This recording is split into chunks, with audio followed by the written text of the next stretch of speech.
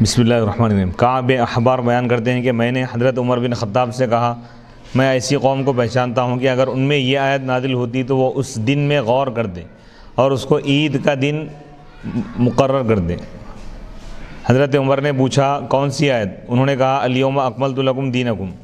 حضرت عمر نے کہا مجھے معلوم ہے کہ کون سے دن یہ آیت نازل ہوئی تھی۔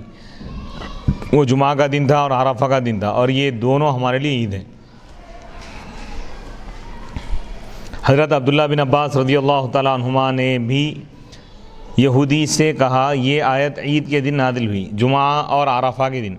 سنن ترمذی حدیث نمبر 3444۔ اس حدیث کی شرح میں کعب احبار کا تذکرہ آیا ہے۔ کعب احبار کون ہے؟ حافظ جمال الدین ابو الحجاج یوسف فرماتے ہیں کہ ان کا پورا نام کعب بن مائع الحمیری ابو اسحاق ہے۔ یہ کعب احبار کے نام سے معروف ہے۔ اہل کتاب میں اسلام لانے والوں میں سے ہیں، یہودیوں میں سے۔ امام بخاری، امام ابو داؤد، امام ترمذی، امام نسائی نے ان سے احادیث روایت کی ہے۔ انہوں نے نبی صلی اللہ علیہ وسلم کا زمانہ پایا اور حضرت ابو بکر صدیق رضی اللہ تعالیٰ عنہ کی خلافت میں اسلام لائے، اور ایک قول ہے یہ حضرت عمر بن خطاب رضی اللہ تعالیٰ عنہ کی خلافت میں اسلام لائے۔ کہا جاتا ہے کہ انہوں نے زمانے جاہلیت کو پایا تھا۔ امام محمد بن سعد نے ان کو رسول اللہ صلی اللہ علیہ وسلم کے اصحاب کے بعد اہل شام کے طبقہ اولیٰ میں شمار کیا ہے۔ یہ دین یہود پر تھے، یہودی مذہب پر تھے، پھر اسلام قبول کر کے مدینے میں آ گئے، پھر شام چلے گئے، پھر حمص چلے گئے، پھر حضرت عثمان بن عفان رضی اللہ تعالیٰ عنہ کی خلافت میں 32 ہجری میں وفات پائے۔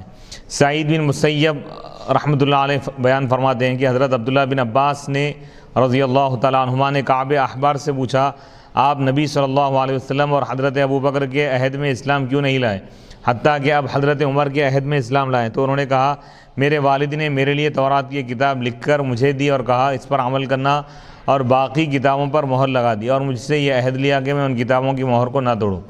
پھر جب میں نے اسلام کا غلبہ دیکھا تو میں نے سوچا شاید میرے والد نے مجھ سے کچھ علم چھپا لیا ہے، میں اس کو پڑھوں۔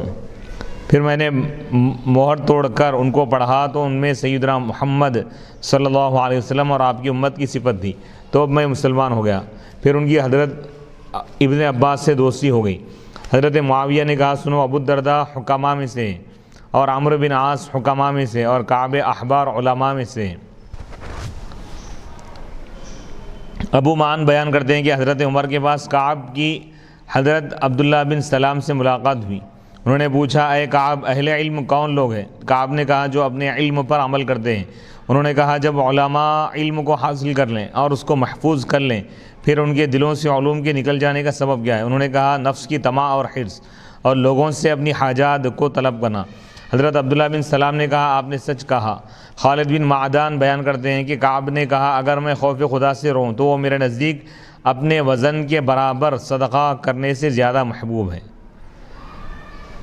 واقدی اور ابن حبان نے کہا کعب 104 سال کی عمر گزار کر 104 سال کی عمر پا کر 32 ہجری میں وفات پائے۔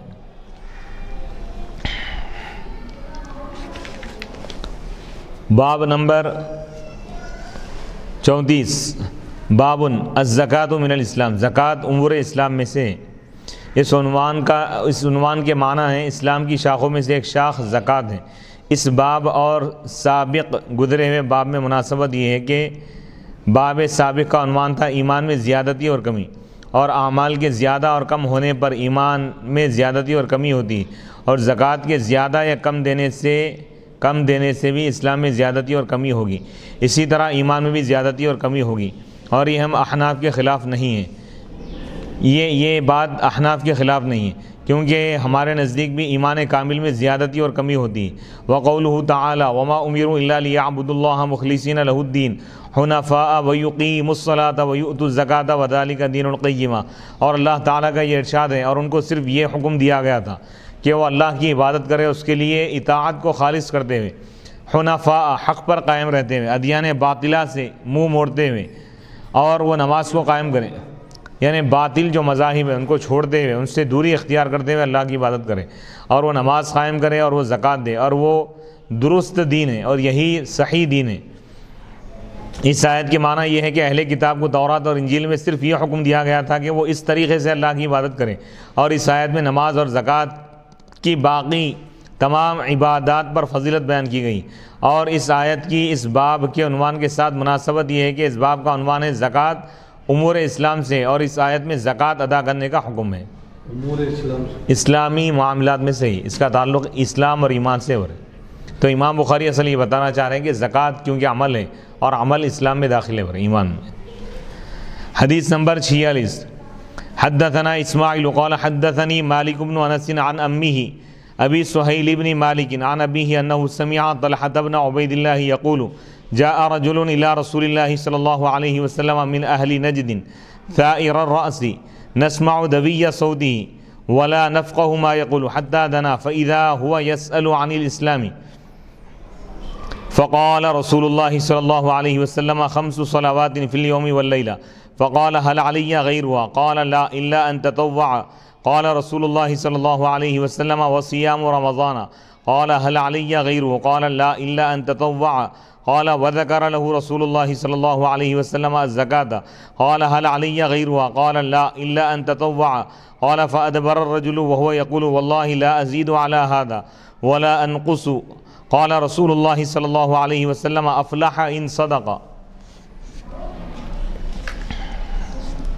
امام بخاری رحمۃ اللہ علیہ فرماتے ہیں کہ ہم کو اسماعیل نے حدیث بیان کی، انہوں نے کہا مجھ کو مالک بن انس نے حدیث بیان کی اپنے چچا ابو سہیل بن مالک سے، وہ اپنے والد سے روایت کرتے ہیں کہ انہوں نے طلحہ بن عبید اللہ کو یہ کہتے ہوئے سنا کہ ایک شخص اللہ کے رسول علیہ الصلوۃ کی خدمت میں حاضر ہوا، نجد والوں میں سے، ثائر الرأس، بال بکھرے ہوئے تھے اس کے، ہم اس کی بن بناہٹ کی آواز سن رہے تھے، اس کی آواز کی بن بناہٹ سن رہے تھے، یعنی آواز کچھ بات کر رہا تھا لیکن سمجھ میں نہیں آ رہا تھا کہ وہ کیا کہہ رہا ہے، وَلَا نَفْقَهُ، اور ہم نہیں سمجھ پا رہے تھے کہ وہ کیا کہہ رہا ہے، یہاں تک کہ وہ قریب ہوا، بس وہ اللہ کے رسول علیہ الصلوۃ سے اسلام کے بارے میں پوچھنے لگا، تو اللہ کے رسول علیہ الصلوۃ نے ارشاد فرمایا دن اور رات میں 5 نمازیں فرض ہیں۔ تو اس نے کہا کیا اس کے سوا بھی مجھ پر کچھ اور فرض ہیں نمازیں؟ تو آپ نے فرمایا نہیں ہے، مگر یہ کہ تم خوش دلی سے اور کوئی نفل کام کر لو۔ تو اللہ کے رسول علیہ الصلوۃ نے ارشاد فرمایا اور رمضان کے روزے رکھنا ہے۔ تو اس نے کہا رمضان کے علاوہ کچھ اور روزے بھی مجھ پر فرض ہیں؟ تو آپ نے فرمایا نہیں، رمضان کے سوا کوئی روزہ تم پر فرض نہیں ہے، مگر یہ کہ تم نفل روزہ شروع کرو۔ قال، راوی کہتے ہیں وذکر لہ، اللہ کے رسول علیہ الصلوۃ نے اس سے زکوٰۃ کا بھی ذکر کیا، تو اس نے کہا کیا زکوٰۃ کے علاوہ بھی مجھ پر کچھ مال خیرات کرنا، صدقہ کرنا فرض ہے؟ تو آپ نے فرمایا نہیں، مگر یہ کہ تم خوش دلی سے کچھ اگر اضافہ کرنا چاہو تو تمہاری مرضی۔ قال، راوی کہتے ہیں بس وہ آدمی چلا گیا جبکہ وہ کہہ رہا تھا اللہ کی قسم میں اس پر نہ اضافہ کروں گا نہ اس سے کمی کروں گا۔ تو اللہ کے رسول نے فرمایا یہ آدمی اگر سچا ہے تو وہ کامیاب ہو گیا، بس یہ فرائض پر جو عمل کر لیا وہ کامیاب ہے۔ بس یہ حدیث پاک بخاری شریف کے علاوہ صحیح مسلم، سنن ترمذی، سنن نسائی، مسند بزار، صحیح ابن خزیمہ، سنن بیہقی، شرح السنہ، سنن دارمی، مسند احمد میں بھی موجود ہے۔ اس حدیث میں جو راوی ذکر کیے گئے ان کا مختصر تذکرہ اور تعارف۔ اسماعیل بن ابی اویس بن عبداللہ الاصبحی المدنی، یہ امام مالک کے بھانجے ہیں۔ باب تفاضل اہل الایمان میں ان کا تعارف ہو چکا ہے۔ امام مالک بن انس، ابو سہیل نافع بن مالک، ابو سہیل کے والد مالک بن ابی عامر، ان سب کا تعارف ہو چکا ہے۔ ابو محمد طلحہ بن عبید اللہ القرشی التیمی رضی اللہ تعالیٰ عنہ، یہ ان 10 صحابہ میں سے ایک ہے جن کو جنت کی بشارت دی گئی۔ ابو محمد طلحہ بن عبید اللہ عشرہ مبشرہ میں سے، یہ بدر کے سوا تمام غزوات میں حاضر ہیں، تمام جنگوں میں۔ رسول اللہ صلی اللہ علیہ وسلم نے بدر کے مال غنیمت میں سے ان کا حصہ رکھا تھا، مقرر فرمایا تھا۔ حضرت ابو بکر صدیق رضی اللہ تعالیٰ عنہ جب غزوہ احد کا ذکر کرتے تو فرماتے یہ پورا دن حضرت طلحہ کا تھا۔ یہ ان 6 صحابہ میں سے جن کو حضرت عمر رضی اللہ تعالیٰ عنہ نے خلافت کے مشورے کے لیے نامزد کیا تھا، یعنی خلافت کے لیے ایک پینل آپ بنائے تھے، ایک شورائی، ایک مجلس شورا بنائے تھے، اس کے ایک ممبر ان کو بنا دیے تھے، حضرت طلحہ بن عبید اللہ، جن سے رسول اللہ صلی اللہ علیہ وسلم وفات کے وقت راضی تھے۔ جن 6 صحابہ سے حضور راضی تھے ان میں سے ایک آپ ہے بوقت وصال۔ یہ وہ ہے جو غزوہ احد میں رسول اللہ صلی اللہ علیہ وسلم کے ساتھ قائم اور ثابت قدم رہے۔ غزوہ احد میں مالک بن زبیر نے رسول اللہ صلی اللہ علیہ وسلم کی طرف تیر مارے، انہوں نے مدافعات میں اپنا ہاتھ آگے کر دیا، جس کی وجہ سے ان کا ہاتھ شل ہو گیا، مفلوج ہو گیا تھا، فالج زدہ ہو گیا تھا، سوکھ کر بیکار ہو گیا تھا، کام نہیں کر رہا تھا۔ انہوں نے اپنے ہاتھ سے رسول اللہ صلی اللہ علیہ وسلم کا چہرہ بچایا تھا۔ اس دن حضرت طلحہ کو 75 زخم لگے۔ اللہ کے رسول علیہ السلام نے ان کا نام طلحۃ الخیر اور طلحۃ الجواد رکھا، یعنی خیر والے طلحہ، بھلائی والے اور سخاوت والے، سخی طلحہ۔ ان سے 33 احادیث مروی، امام بخاری امام مسلم نے ان میں سے 2 حدیثوں پر اتفاق کیا ہے، دونوں بیان کرے سو۔ امام بخاری 2 حدیثوں کے ساتھ منفرد ہے، صرف امام بخاری بیان کیا سو، اور امام مسلم 3 حدیثوں کے ساتھ منفرد ہے، یعنی امام مسلم صرف 3 حدیثیں بیان کی۔ یہ جنگ جمل میں شہید ہو گئے، کسی نے ان کو تیر مارا، مارنے والے کا پتہ نہیں چل سکا۔ 64 سال کی عمر میں 36 ہجری میں ان کی شہادت ہوئی۔ ان کی قبر بصرہ میں ہے۔ ابن قتیبہ نے کہا یہ قرہ نامی پل کے نیچے مدفون ہے۔ 30 سال بعد ان کی صاحبزادی نے خواب دیکھا، انہوں نے شکایت کی کہ ان کی قبر گیلی ہو گئی، یعنی بھیگ گئی۔ ان کی صاحبزادی کے حکم سے ان کو قبر سے نکالا گیا، ان کا جسم بالکل تر و تازہ تھا، پھر ان کو بصرہ میں دارالہجرتین میں دفن کیا گیا۔ ان کی قبر مشہور ہے، بہت بڑی جماعت نے ان سے روایت کی ہے۔ اللہ اکبر، حضرت طلحہ بہت بڑی جماعت ان سے روایت کی ہے، یعنی بہت سارے لوگ ان سے روایتیں لی، احادیث کو بیان کریں۔ حضرت طلحہ بن عبید اللہ کو 30 سال بعد قبر سے تر و تازہ نکالنے کے متعلق مزید حوالے جات، جن مشاہیر علماء نے اس واقعے کا ذکر کیا ہے ان کی تفصیل ہے۔ امام محمد بن سعد متوفی 230 ہجری، الطبقات الکبریٰ جلد 3 صفحہ 224 اس کتاب میں اس واقعے کو بیان کیا گیا۔ حافظ ابو القاسم علی بن حسن بن عساکر نے تاریخ دمشق الکبیر میں اس کو بیان کیا۔ علامہ یحییٰ بن شرف النووی رحمۃ اللہ علیہ تہذیب الاسماء واللغات میں اس کو بیان کیا۔ حافظ جمال الدین یوسف تہذیب الکمال میں اس واقعے کو بیان کیا۔ شمس الدین محمد بن احمد الذہبی سیر اعلام النبلاء جلد 3 صفحہ 25 میں اس واقعے کو بیان کیا۔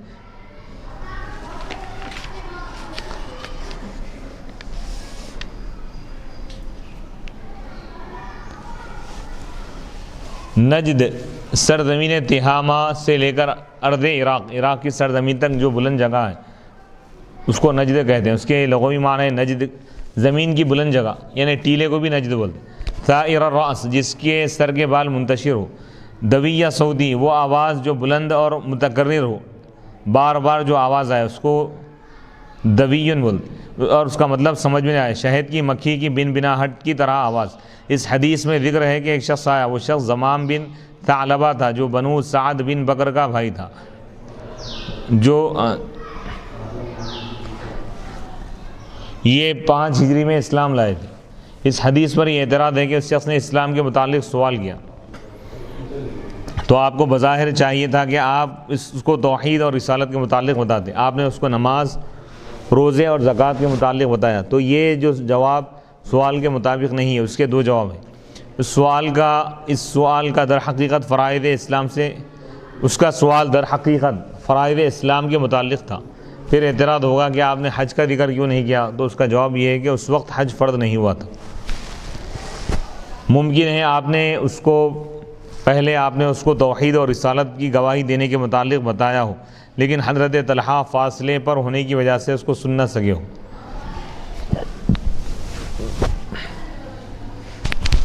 اس شخص نے کہا میں ان پر اضافہ نہیں کروں گا۔ اس پر اعتراض ہے کہ اس میں نوافل کا انکار ہے۔ اس کا جواب یہ ہے کہ اس کی مراد یہ تھی کہ میں ان فرائض پر زیادتی نہیں کروں گا، یعنی 5 فرض کے بجائے 6 فرض نہیں پڑھوں گا۔ نیز اس حدیث پر یہ بھی اعتراض ہے کہ نبی صلی اللہ علیہ وسلم نے اس شخص کے متعلق فرمایا کہ اگر اس نے سچ کہا تو یہ کامیاب ہو گیا، حالانکہ اس نے واجبات ادا کرنے کا کہا تھا، واجبات ادا کرنے کے بارے میں، اور نہ حرام کاموں سے اجتناب کے بارے میں کہا تھا، تو ان کے بغیر اس کی فلاح کیسے ہو سکتی ہے؟ تو اس کا جواب یہ ہے کہ یہ حدیث صحیح البخاری کے آخر میں حدیث نمبر 6956 پر بھی درج ہے۔ اس میں یہ جملہ ہے بس اس کو رسول اللہ صلی اللہ علیہ وسلم نے شرائع اسلام کی خبر دی، اور شرائع اسلام میں تمام فرائض اور واجبات اور تمام محرمات اور مکروہات بھی داخل۔ اس کے بعد اس شخص نے کہا میں ان چیزوں میں کوئی زیادتی نہیں کروں گا اور کمی بھی نہیں کروں گا، اور تب رسول اللہ صلی اللہ علیہ وسلم نے فرمایا اگر اس شخص نے سچ کہا تو یہ فلاح پا گیا، اور ظاہر ہے کہ جو شخص تمام فرائض اور واجبات پر عمل کرے اور تمام محرمات اور مکروہات سے بچے گا تو وہ جنتی ہوگا۔ دوبارہ پر میں جنتی کون ہے؟ یعنی جو شخص اسلام کے تمام احکام پر عمل کرے، فرائض کو ادا کرے، واجبات کو ادا کرے، سنن مؤکدہ کو ادا کرے، اور حرام چیزوں سے بچے، اللہ کا بھی حق ادا کرے، بندوں کا بھی حق ادا کرے، تو وہ جنتی ہیں۔ باب نمبر 35، باب اتباع الجنائز من الایمان، جنازوں کے ساتھ جانا امور ایمان میں سے، ایمان کے کاموں میں سے، اعمال میں سے۔ اس باب کی باب سابق گزرے ہوئے باب کے ساتھ مناسبت یہ ہے کہ باب سابق میں زکوٰۃ کا ذکر تھا، اور وہ بھی ایمان کی شاخوں میں سے ایک شاخ ہے، اور اس باب میں جنازوں کے ساتھ جانے کا ذکر ہے، اور وہ بھی ایمان کی شاخوں میں سے ایک شاخ ہے۔ حدیث نمبر 47، حدثنا احمد بن عبد الله بن علی المنجوفی قال حدثنا روح قال حدثنا عوف عن الحسن ومحمد عن ابی ہریرہ ان رسول اللہ صلی اللہ علیہ وسلم قال من اتبع جنازة مسلم ایمانا واحتسابا وكان معه حتى يصلي عليها ويفرغ من دفنها فإنه يرجع من الأجر بقيراطين كل قيراط مثل أحد ومن صلى عليها ثم رجع قبل أن تدفن فإنه يرجع بقيراط۔ امام بخاری رحمۃ اللہ علیہ فرماتے ہیں کہ ہم کو احمد بن عبداللہ بن علی المنجوفی نے حدیث بیان کی، قال انہوں نے کہا ہم کو روح نے حدیث بیان کی، انہوں نے کہا ہم کو عوف نے حدیث بیان کی حسن سے، وہ حسن اور محمد سے حدیث بیان کی، وہ حضرت ابو ہریرہ رضی اللہ تعالیٰ عنہ سے روایت کرتے ہیں۔ اللہ کے رسول علیہ الصلوۃ والسلام نے ارشاد فرمایا جو ایمان اور اخلاص کے ساتھ کسی مسلمان کے جنازے کے ساتھ چلے اور وکانہ معہ، اور وہ اس کے ساتھ رہے یہاں تک کہ وہ اس کی نماز بھی پڑھے اور اس کی تدفین سے فارغ ہو، تو وہ 2 قیرات اجر لے کر لوٹے گا، واپس آئے گا، ہر قیرات احد کے برابر ہوں گا،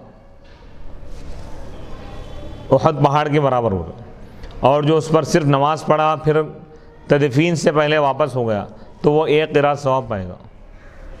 یہ حدیث پاک بخاری شریف کے علاوہ صحیح مسلم، سنن ابن ماجہ، مصنف ابن ابی شیبہ، سنن بیہقی، مسند احمد میں موجود ہیں۔ تابعہ عثمان المؤذن قال حدثنا عوف عن محمد عن ابی ہریرہ عن النبی صلی اللہ علیہ وسلم۔ اس حدیث میں عثمان مؤذن نے روح کی متابعت کی۔ متابعت کا مطلب ہم اس سے پہلے بیان کر دیے کہ روح اپنے جس شیخ سے اس حدیث کو بیان کی اسی شیخ سے عثمان نے بھی وہی حدیث بیان کی، متابع یعنی ان کی اتباع کی، اس جیسی حدیث بیان کی اپنے استاد سے، انہوں نے بھی حدیث بیان کی۔ وہ ابو ہریرہ وہ محمد سے روایت کرتے ہیں، انہوں نے کہا ہمیں عوف نے حدیث بیان کی محمد سے، وہ حضرت ابو ہریرہ رضی اللہ تعالیٰ عنہ سے اسی حدیث کے مثل۔ حدیث مذکور کے رجال کا تعارف، اس حدیث میں جو رجال روات آئے ہیں ان کا ذکر۔ احمد بن عبداللہ بن علی المنجوفی البصری، ان سے امام بخاری، امام ابو داؤد، امام نسائی روایت کرتے ہیں، یہ 252 ہجری میں وفات پا گئے تھے۔ روح بن عبادہ البصری، الخطیب نے کہا، روح بن عبادہ البصری خطیب نے کہا یہ کثیر الحدیث ہے، زیادہ حدیث بیان کرنے والے، اور انہوں نے سنن، احکام اور تفسیر میں تصنیف کی ہے۔ یہ ثقہ ہے، معتبر ہے، یہ ثقات ہے، یعنی کتاب لکھے اس میں سنتوں کے متعلق اور احکام کے متعلق اور تفسیر کے متعلق بھی کتاب لکھی تفسیر میں۔ یہ روح بن عبادہ یہ ثقات ہے یعنی معتبر تھے۔ علی بن مدینی نے کہا میں نے روح کی 1 لاکھ سے زیادہ حدیثیں دیکھی۔ یحییٰ بن معین نے کہا یہ بہت سچے ہیں، یہ 205 ہجری میں وفات پائے۔ عوف بن ابی جمیلہ، یہ قول یہ ہے کہ ان کا نام بندہ تھا یعنی عبد، انہوں نے کبار تابعین سے سماع کیا ہے، احادیث کو سنا ہے جن میں حسن بصری بھی ہے، اور ان سے ثوری اور شعبہ وغیرہما نے سماع کیا ہے، احادیث کو سنا ہے۔ ان کی نسبت تشیع کی طرف تھی، شیعیت کی طرف۔ ان کی 147 ہجری میں وفات ہوئی۔ الحسن البصری، ان کا تعارف گزر چکا ہے۔ محمد بن سیرین، یہ مشہور تابعی ہیں، حضرت انس کے رضی اللہ تعالیٰ عنہ کے کاتب تھے، انہوں نے 30 صحابہ کو پایا تھا، حضرت عثمان غنی رضی اللہ تعالیٰ عنہ کی خلافت کے آخری 2 سال میں پیدا ہوئے۔ ان سے بہت بڑی جماعت نے احادیث روایت کی، 110 ہجری میں وفات پائے تھے۔ امام بخاری نے کہا کہ اس حدیث میں روح کی متابعت عثمان مؤذن نے کی ہے۔ ان کا تعارف یہ ہے، یہ عثمان بھی امام بخاری کے شیوخ میں سے اساتذہ میں سے۔ امام بخاری بہت جگہ ان سے بلا واسطہ روایت کرتے ہیں اور بعض جگہ محمد بن یحییٰ ذہلی کے واسطے سے روایت کرتے ہیں۔ اگر انہوں نے عثمان سے حدیث سنی ہو تو رسول اللہ صلی اللہ علیہ وسلم تک ان کے 4 واسطے ہیں۔ عثمان کا پورا نام ہے عثمان بن حیثم بن جہم، یہ بصرہ کی جامع مسجد کے مؤذن تھے۔ عوف اور ابن جریج وغیرہ سے روایت کرتے ہیں اور ان سے امام بخاری، امام نسائی نے روایت کی ہے۔ یہ 11 رجب 220 ہجری میں وفات پائے تھے۔ قیرات کے معنی اور اس سوال کا جواب کہ معصیت کی وجہ سے جو اجر میں کمی ہوگی، کیا اس سے بھی احد پہاڑ کا جتنا وزن مراد ہے؟ یعنی گناہ کی وجہ سے جو کمی ہوں گی ثواب میں، تو بتا رہے ہیں اس حدیث میں ہے کہ جس نے جنازے کی اتباع کی، جنازے کے پیچھے چلا، اتباع کے معنی ہے کسی کے پیچھے جانا، کسی کی پیروی کرنا، کسی کے ساتھ لاحق ہونا اور مل جانا۔ قیرات اس کی جمع قرارید ہے۔ اکثر شہروں میں قیرات دینار کا 20واں حصہ ہے۔ قیرات کیا ہے؟ ایک قسم کا وہ ہے، وزن ہے، دینار کا 20واں حصہ۔ 1 دینار جتنے وزن کا ہوتا ہے نا، اس کا 20واں حصہ۔ اس سے مراد کسی چیز کا چھوٹا سا حصہ ہوتا ہے۔ قیرات کا وزن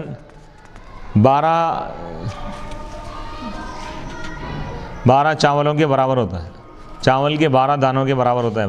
یہاں مقصود یہ ہے کہ جنازے کے ساتھ جانے کا ثواب بہت زیادہ ہوتا ہے، جس کی مثال احد پہاڑ یا بہت بڑے پہاڑ کے ساتھ دی گئی۔ ایک حدیث میں 2 قیرات کے برابر اجر میں کمی کا بھی ذکر ہے۔ حضرت ابو ہریرہ رضی اللہ تعالیٰ عنہ بیان کرتے ہیں کہ رسول اللہ صلی اللہ علیہ وسلم نے فرمایا، جس نے شکار کرنے اور کھیتوں اور مویشیوں کی حفاظت کے علاوہ کتا رکھا، اس کے اجر میں ہر روز 2 قیرات کمی ہوتی رہے گی۔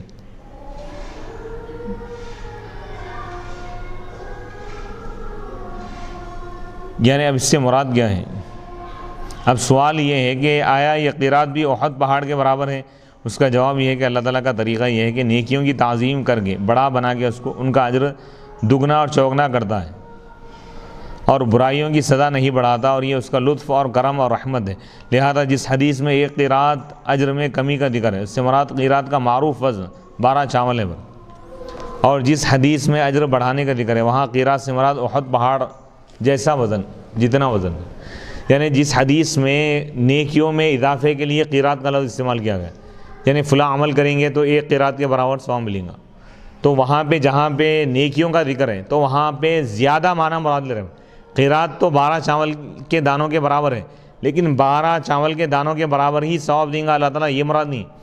وہ ایک جو قیرات ہے، جو 12 چاولوں کے دانوں کے برابر ہوتا ہے، اس کا وزن، اس کو اللہ تعالیٰ احد پہاڑ کے برابر، اس کے وزن کے برابر ثواب عطا کرے۔ سبحان اللہ۔ اور جہاں گناہ کی بات ہے، گناہ کرنے پر وعید بیان کی گئی اور کہا گیا کہ فلاں کام کیا جائے گا، کوئی شخص اس طرح کرے گا، یعنی اپنے گھر میں کتا رکھے گا بغیر کسی مقصد کے، بغیر کسی کام کے، تو اس کے ثواب میں کمی ہوں گی۔ اور حدیث یہ لائی گئی کہ ہر روز 2 قیرات کمی ہوتے رہیں، تو وہاں پر 2 پہاڑ کے برابر ہے کیا؟ وہ جتنے نیکیاں کیا روزانہ 2 پہاڑوں کے برابر اس کے نیکیاں کم کیے جائیں گے، وہ مراد نہیں۔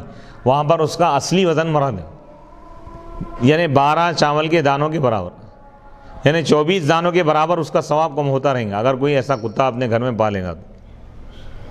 یہ اللہ کی مہربانی ہے۔ جہاں پر نیکیوں کی بات آئی تو اللہ تعالیٰ قیرات کا جو حقیقی وزن ہے اس سے بڑھا کر پہاڑ کے برابر اللہ تعالیٰ اس کا ثواب کر دیا، اور جہاں پر ثواب میں کمی کی بات آئی کسی گناہ کے کرنے کی وجہ سے، تو اللہ تعالیٰ وہاں پر ثواب جو کم کر رہا ہے، تو پہاڑوں کے برابر ثواب رہا تو اس کو کم کر رہا اللہ تعالیٰ، بلکہ قیرات کی حقیقی معنی یعنی 12 چاول کے دانوں کے برابر وزن، یعنی ثواب کم کیا جائے گا اس میں۔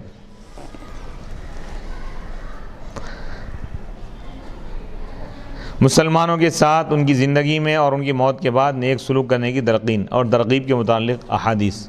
اس حدیث میں مسلمان کی نماز جنازہ پڑھنے اور اس کے جنازے کے ساتھ جانے اور تدفین تک اس کے ساتھ رہنے کی ترغیب ہے۔ رسول اللہ صلی اللہ علیہ وسلم نے مسلمانوں کے ساتھ زندگی میں بھی نیکی کرنے کی ترغیب دی ہے اور مرنے کے بعد بھی نیکی کرنے کی ترغیب دی ہے۔ زندگی میں ان کے ساتھ نیکی کرنے کی ترغیب کا ذکر ان حدیث میں حضرت انس رضی اللہ تعالیٰ عنہ، انس بن مالک رضی اللہ تعالیٰ عنہ بیان کرتے ہیں کہ اللہ کے رسول علیہ الصلوۃ والسلام نے فرمایا، ایک دوسرے سے بغض نہ رکھو، ایک دوسرے سے حسد نہ کرو، ایک دوسرے سے دشمنی نہ کرو، اور اللہ کے بندے بھائی بھائی ہو جاؤ۔ اور کسی مسلمان کے لیے جائز نہیں ہے کہ وہ اپنے بھائی سے 3 دن سے زیادہ ترک تعلق کرے، یعنی تعلق کو چھوڑ دے، قطع تعلق کر لے۔ حضرت ابو ہریرہ رضی اللہ تعالیٰ عنہ بیان کرتے ہیں کہ اللہ کے رسول علیہ الصلوۃ والسلام نے فرمایا، کسی مسلمان کے لیے جائز نہیں ہے کہ وہ 3 دن سے زیادہ اپنے بھائی سے ترک تعلق رکھے، تعلق کو چھوڑ دے، قطع تعلق کرے، اور جس نے 3 دن سے زیادہ ترک تعلق رکھا وہ دوزخ میں داخل ہوگا۔ حضرت عقبہ بن عامر رضی اللہ تعالیٰ عنہ بیان کرتے ہیں کہ میں رسول اللہ صلی اللہ علیہ وسلم سے ملا، میں آپ کا ہاتھ پکڑ کر کہا، یا رسول اللہ مجھے سب سے افضل اعمال کے متعلق بتائیے۔ تو آپ نے فرمایا، اے عقبہ، جو تم سے قطع تعلق کرے، تم سے تعلق کو توڑ لے، تم اس سے تعلق کو جوڑ لو، اور جو تم کو محروم کرے تم اس کو عطا کرو، اور جو تم پر ظلم کرے اس سے اعراض کرو، اس کو چھوڑ دو۔ اور ایک روایت میں ہے کہ جو تم پر ظلم کرے اس کو معاف کر دو۔ اور فرمایا ہے کہ اے عقبہ، اپنی زبان کی حفاظت کرو اور اپنے گھر کو اپنے لیے کافی رکھو اور اپنے گناہوں پر رو، اور مسلمان کی موت کے بعد اس کے ساتھ نیکی کرنے کے متعلق ایک تو اس باب کی حدیث ہے جس میں مسلمان کے جنازے کے ساتھ جانے کی تلقین ہے، اور دیگر احادیث یہ ہیں۔ حضرت ابو ہریرہ رضی اللہ تعالیٰ عنہ بیان کرتے ہیں کہ میں نے رسول اللہ صلی اللہ علیہ وسلم کو یہ فرماتے ہوئے سنا ہے کہ مسلمان پر 5 حق ہے: سلام کا جواب دینا، مریض کی عیادت کرنا، جنازوں کے ساتھ جانا، دعوت کو قبول کرنا، چھینک پر جواب دینا۔ حضرت معقل بن یسار رضی اللہ تعالیٰ عنہ بیان کرتے ہیں کہ رسول اللہ صلی اللہ علیہ وسلم نے فرمایا، تم یاسین کو اپنے مردوں پر پڑھو۔ السنن الکبریٰ۔ حضرت ابو بکر صدیق رضی اللہ تعالیٰ عنہ بیان کرتے ہیں کہ رسول اللہ صلی اللہ علیہ وسلم نے فرمایا، جس شخص نے اپنے والدین کی یا ان میں سے کسی ایک کی قبر کی ہر جمعہ زیارت کی اور ان کی قبر کے پاس یاسین پڑھی تو اللہ اس کے ہر حرف کے بدلے میں ان کی مغفرت فرما دے گا۔ حضرت علی رضی اللہ تعالیٰ عنہ بیان کرتے ہیں کہ رسول اللہ صلی اللہ علیہ وسلم نے فرمایا، جو شخص قبرستان کے پاس سے گزرا پھر 11 مرتبہ قل هو اللہ احد پڑھ کر اس کا ثواب مردوں کو پہنچا دیا تو اس کو ان مردوں کی تعداد کے برابر ثواب عطا کیا جائے گا۔ باب نمبر 36، باب خوف الایمانی، باب خوف المؤمن من ان یحبط عمله وهو لا يشعر۔ مومن کا ڈرنا اس بات سے کہ اس کے عمل ضائع ہو جائیں گے اور اس کو پتہ بھی نہیں چلے گا، اس بات کا بیان ہے۔ امام بخاری رحمۃ اللہ علیہ کے اس عنوان پر یہ اعتراض ہے کہ معصیت کے ارتکاب سے اعمال کا ضائع ہونا تو معتزلہ اور خوارج کا مذہب ہے، تو اس کا جواب یہ ہے کہ کبھی انسان کے منہ سے کلمہ کفر تک نکل جاتا ہے اور اس کو پتہ بھی نہیں چلتا، اس لیے نکاح کے وقت کلمے پڑھوائے جاتے ہیں۔ اس باب کے سابق باب گزرے ہوئے باب کے ساتھ مناسبت یہ ہے، اس باب کی گزرے ہوئے باب کے ساتھ مناسبت یہ ہے کہ باب سابق میں گزرے ہوئے باب میں یہ بتایا تھا کہ مسلمان کے جنازے کے ساتھ جانے اور تدفین تک ساتھ رہنے سے 2 قرات اجر ثواب ملتا ہے۔ امام بخاری نے اس عنوان کے ساتھ یہ تنبیہ کی ہے، آگاہ کیا ہے، فرمایا کہ یہ اجر اس وقت ملے گا جب اس نے کوئی کلمہ کفر نہ کہا ہو۔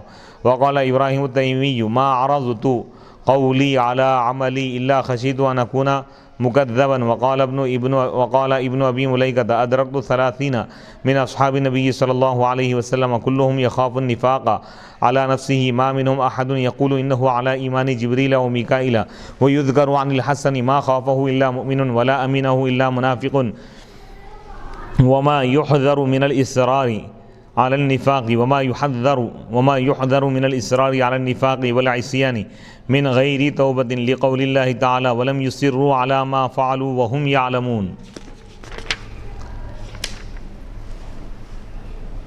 امام بخاری رحمۃ اللہ علیہ فرماتے ہیں کہ ابراہیم تیمی نے کہا، میں نے جب بھی اپنے ایمان کے قول کو اپنے عمل پر پیش کیا تو مجھے خوف ہوا کہ کہیں مجھے جھوٹا نہ قرار دیا جائے۔ اور ابن ابی ملیکہ نے کہا کہ میں نے نبی صلی اللہ علیہ وسلم کے 30 صحابہ کو پایا، وہ سب اپنے آپ پر نفاق سے ڈرتے تھے، ان میں سے کوئی شخص یہ نہیں کہتا تھا کہ وہ حضرت جبریل اور حضرت میکائیل کے ایمان پر ہے۔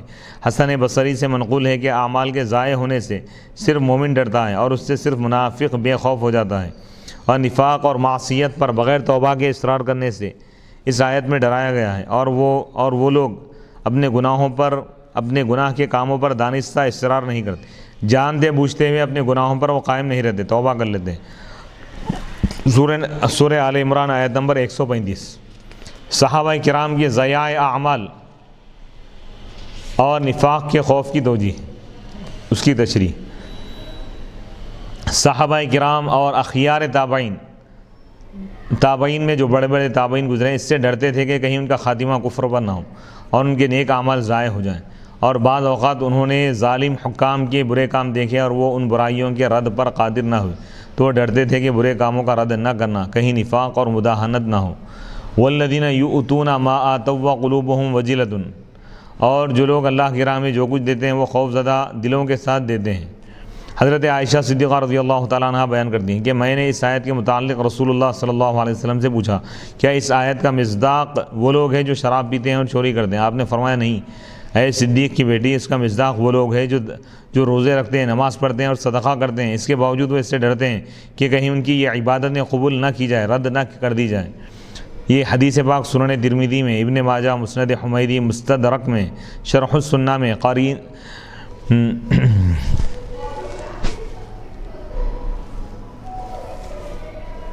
امام بخاری رحمۃ اللہ علیہ نے جس آیت کا حوالہ دیا ہے وہ پوری آیت اس طرح ہے: والذین اذا فعلوا فاحشۃ او ظلموا انفسهم ذکروا اللہ فاستغفروا لذنوبهم ومن یغفر الذنوب الا اللہ ولم یصروا علی ما فعلوا وهم یعلمون۔ سورہ آل عمران آیت نمبر 135۔ اور اللہ کے نیک بندے وہ ہیں جب وہ کوئی بے حیائی کا کام کر لیں یا اپنی جانوں پر ظلم کریں تو وہ اللہ کو یاد کرتے ہیں، اللہ ان کو یاد آ جاتا ہے اور فوراً گناہوں کی بخشش مانگتے ہیں، معافی مانگتے ہیں وہ، اور اللہ کے سوا کون گناہوں کی مغفرت کرے گا۔ اور وہ لوگ دانستہ کسی کیے ہوئے کام پر اصرار نہیں کرتے، یعنی جان بوجھ کر اس برائی پر قائم نہیں رہتے، گناہ ہو گیا تو وہ توبہ استغفار کرتے ہیں، دوبارہ وہ گناہ نہیں کرتے، تو یہ بھی اللہ کے نیک بندوں کی علامت۔ اصرار کے معنی اور کسی گناہ کے بعد فوراً مغفرت طلب کر لی جائے تو وہ معاف ہو جاتا ہے۔ علامہ ابو الحسن علی بن احمد الواحدی اس آیت کی تفسیر میں فرماتے ہیں، عطا نے کہا ہے کہ حضرت عبداللہ بن عباس رضی اللہ تعالیٰ عنہما نے بیان کیا کہ یہ آیت حضرت نبہان کھجور فروش کے متعلق نازل ہوئی۔ ان کے پاس ایک حسین عورت کھجور خریدنے کے لیے آئی، انہوں نے اس کو اپنے ہاتھ سے چمٹایا اور اس کو بوسہ دیا، پھر وہ اس فعل پر نادم ہوئے اور نبی صلی اللہ علیہ وسلم کے پاس گئے اور آپ کو یہ ماجرا سنایا۔ اس موقع پر یہ آیت نازل ہوئی۔ انہوں نے اللہ تعالیٰ سے مغفرت طلب کی اور کہا کہ اے اللہ میرے گناہوں کو بخش دے، ہم نادم ہیں اور تجھ سے توبہ کرتے ہیں۔ اصرار نہ کرنے کے معنی یہ ہے کہ انہوں نے دوبارہ اس گناہ کو نہیں دہرایا، اصرار نہ کرنے کے معنی۔ اور اگر کوئی شخص گناہ پر صدق دل سے توبہ کر لے پھر وہ اصرار نہیں ہے۔ حدیث میں حضرت ابوبکر صدیق رضی اللہ تعالیٰ عنہ بیان کرتے ہیں کہ رسول اللہ صلی اللہ علیہ وسلم نے فرمایا، جس شخص نے گناہ پر مغفرت طلب کر لی اس نے اصرار نہیں کیا، خواہ وہ دن میں 70 مرتبہ اس گناہ کو دہرائے، یعنی گناہ کیا توبہ کر لیا، پھر گناہ کیا پھر توبہ کر لیا۔ فرما رہے ہیں کہ ایسا ایک ہی گناہ 70 مرتبہ بھی کر کے گناہ کرتے ہی فوراً توبہ کر لیا تو گناہ پر قائم رہنے والے کے زمرے میں نہیں ہے، توبہ کرتے ہی وہ ریکارڈ ختم ہو جاتا ہے۔ توبہ بہت بڑی اللہ کی طرف سے ایک نعمت ہے امت محمدیہ کے لیے، اس لیے ہر وقت صبح شام توبہ کا اہتمام کرنا چاہیے۔ اس لیے بعض علماء فرماتے ہیں کہ صبح ہوتے ہی پہلے توبہ کریں، یعنی رات تمام اگر اس سے کچھ گناہ ہو جائے تو اللہ تعالیٰ اس کی وجہ سے توبہ کی وجہ سے گناہ کو معاف فرمائے، اور رات میں سوتے وقت توبہ کرنا چاہیے کہ دن بھر میں جو بھی گناہ اس سے ہو گئے ہیں اللہ تعالیٰ اس کی معافی اللہ تعالیٰ اس کو عطا فرماتا ہے، معاف فرماتا ہے۔ اگر اس حال میں اگر اس کو موت آ جائے تو اس کی مغفرت ہو جاتی ہے، تو توبہ کو اپنے اوپر لازم کر لینا چاہیے۔ حضرت ابوبکر صدیق رضی اللہ تعالیٰ عنہ بیان کرتے ہیں کہ رسول اللہ صلی اللہ علیہ وسلم نے فرمایا، جس شخص نے گناہ پر مغفرت طلب کر لی، معافی مانگ لیا، اس نے اصرار نہیں کیا، خواہ وہ دن میں 70 مرتبہ اس گناہ کو دہرائے۔ یہ حدیث پاک سنن ابی داؤد میں ہے، سنن ترمذی میں، اس حدیث کی سند حسن ہے، اچھی۔ حضرت علی بن ابی طالب رضی اللہ تعالیٰ عنہ بیان کرتے ہیں کہ مجھے حضرت ابوبکر صدیق رضی اللہ تعالیٰ عنہ نے حدیث بیان کی اور سچ کہا کہ رسول اللہ صلی اللہ علیہ وسلم نے فرمایا جو مسلمان کوئی گناہ کر بیٹھے پھر وضو کر کے 2 رکعت نماز پڑھے پھر اس گناہ پر اللہ سے مغفرت طلب کرے تو اللہ اس کی مغفرت فرما دیتا ہے۔ پھر آپ نے سورہ آل عمران آیت نمبر 135 اور 36 کی تلاوت فرمائی۔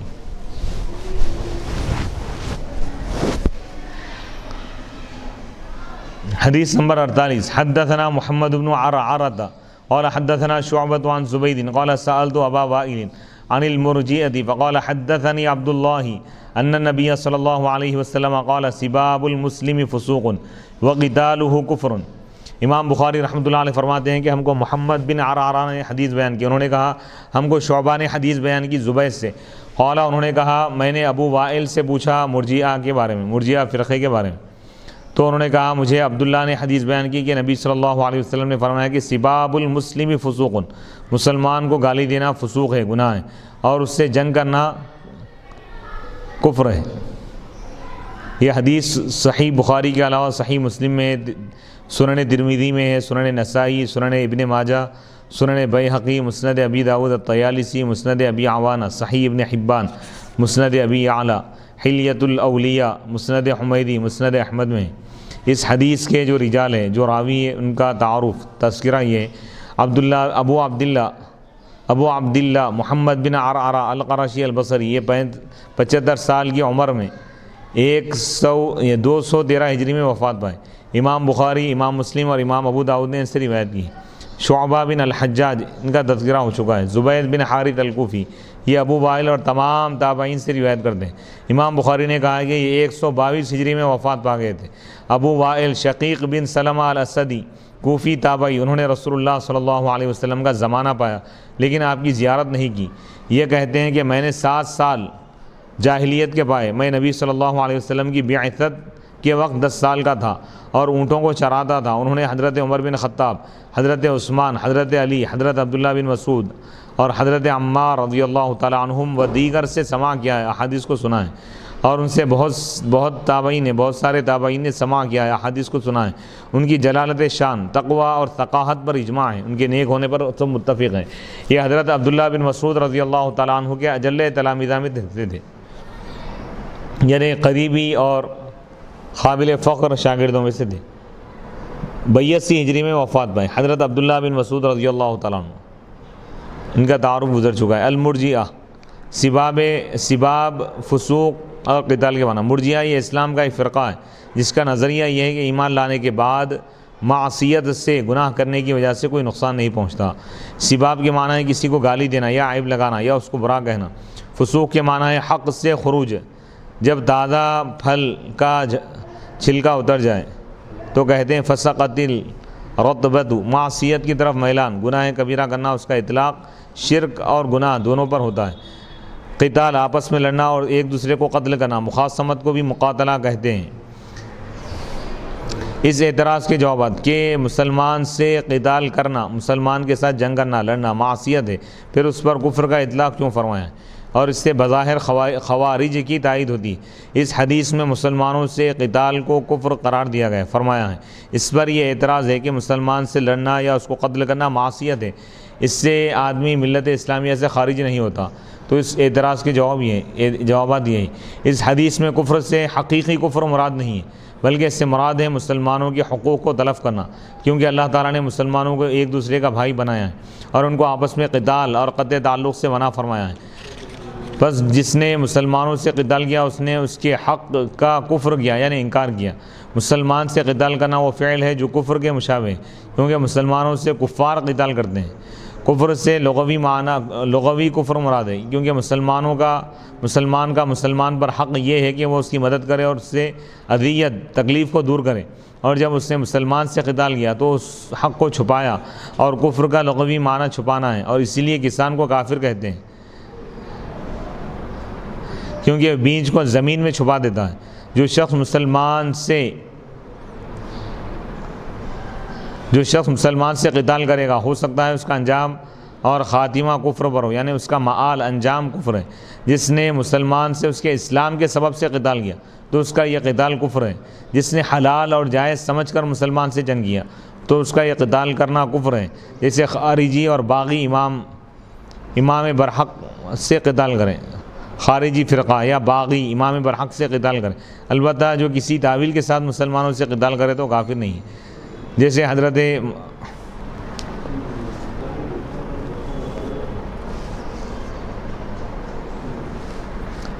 حدیث نمبر 49، اخبرنا قتيبة بن سعيد حدثنا اسماعيل بن جعفر عن حميد عن انس قال اخبرني عبادة بن الصامت ان رسول الله صلى الله عليه وسلم خرج يخبر بليلة القدر فتلاحى رجلان من المسلمين فقال اني خرجت لاخبركم بليلة القدر وانه تلاحى فلان وفلان فرفعت وعسى ان يكون خيرا لكم التمسوها في السبع والتسع والخمس۔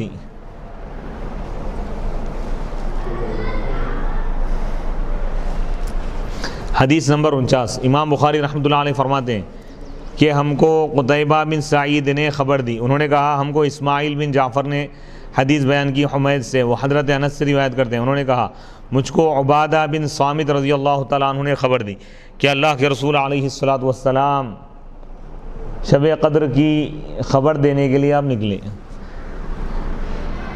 باہر آئے، بس دو مسلمان آپس میں ایک دوسرے سے لڑ رہے تھے تو آپ نے فرمایا میں تمہارے پاس آیا تھا کہ میں تم کو شب قدر کے بارے میں بتاؤں کہ کون سی رات شب قدر ہے، اور یہ فلاں اور فلاں شخص نے جھگڑا کیا تو شب قدر کی تعین کا علم اٹھا لیا گیا، اور قریب اور ہو سکتا ہے کہ یہ تمہارے لیے زیادہ بہتر ہو۔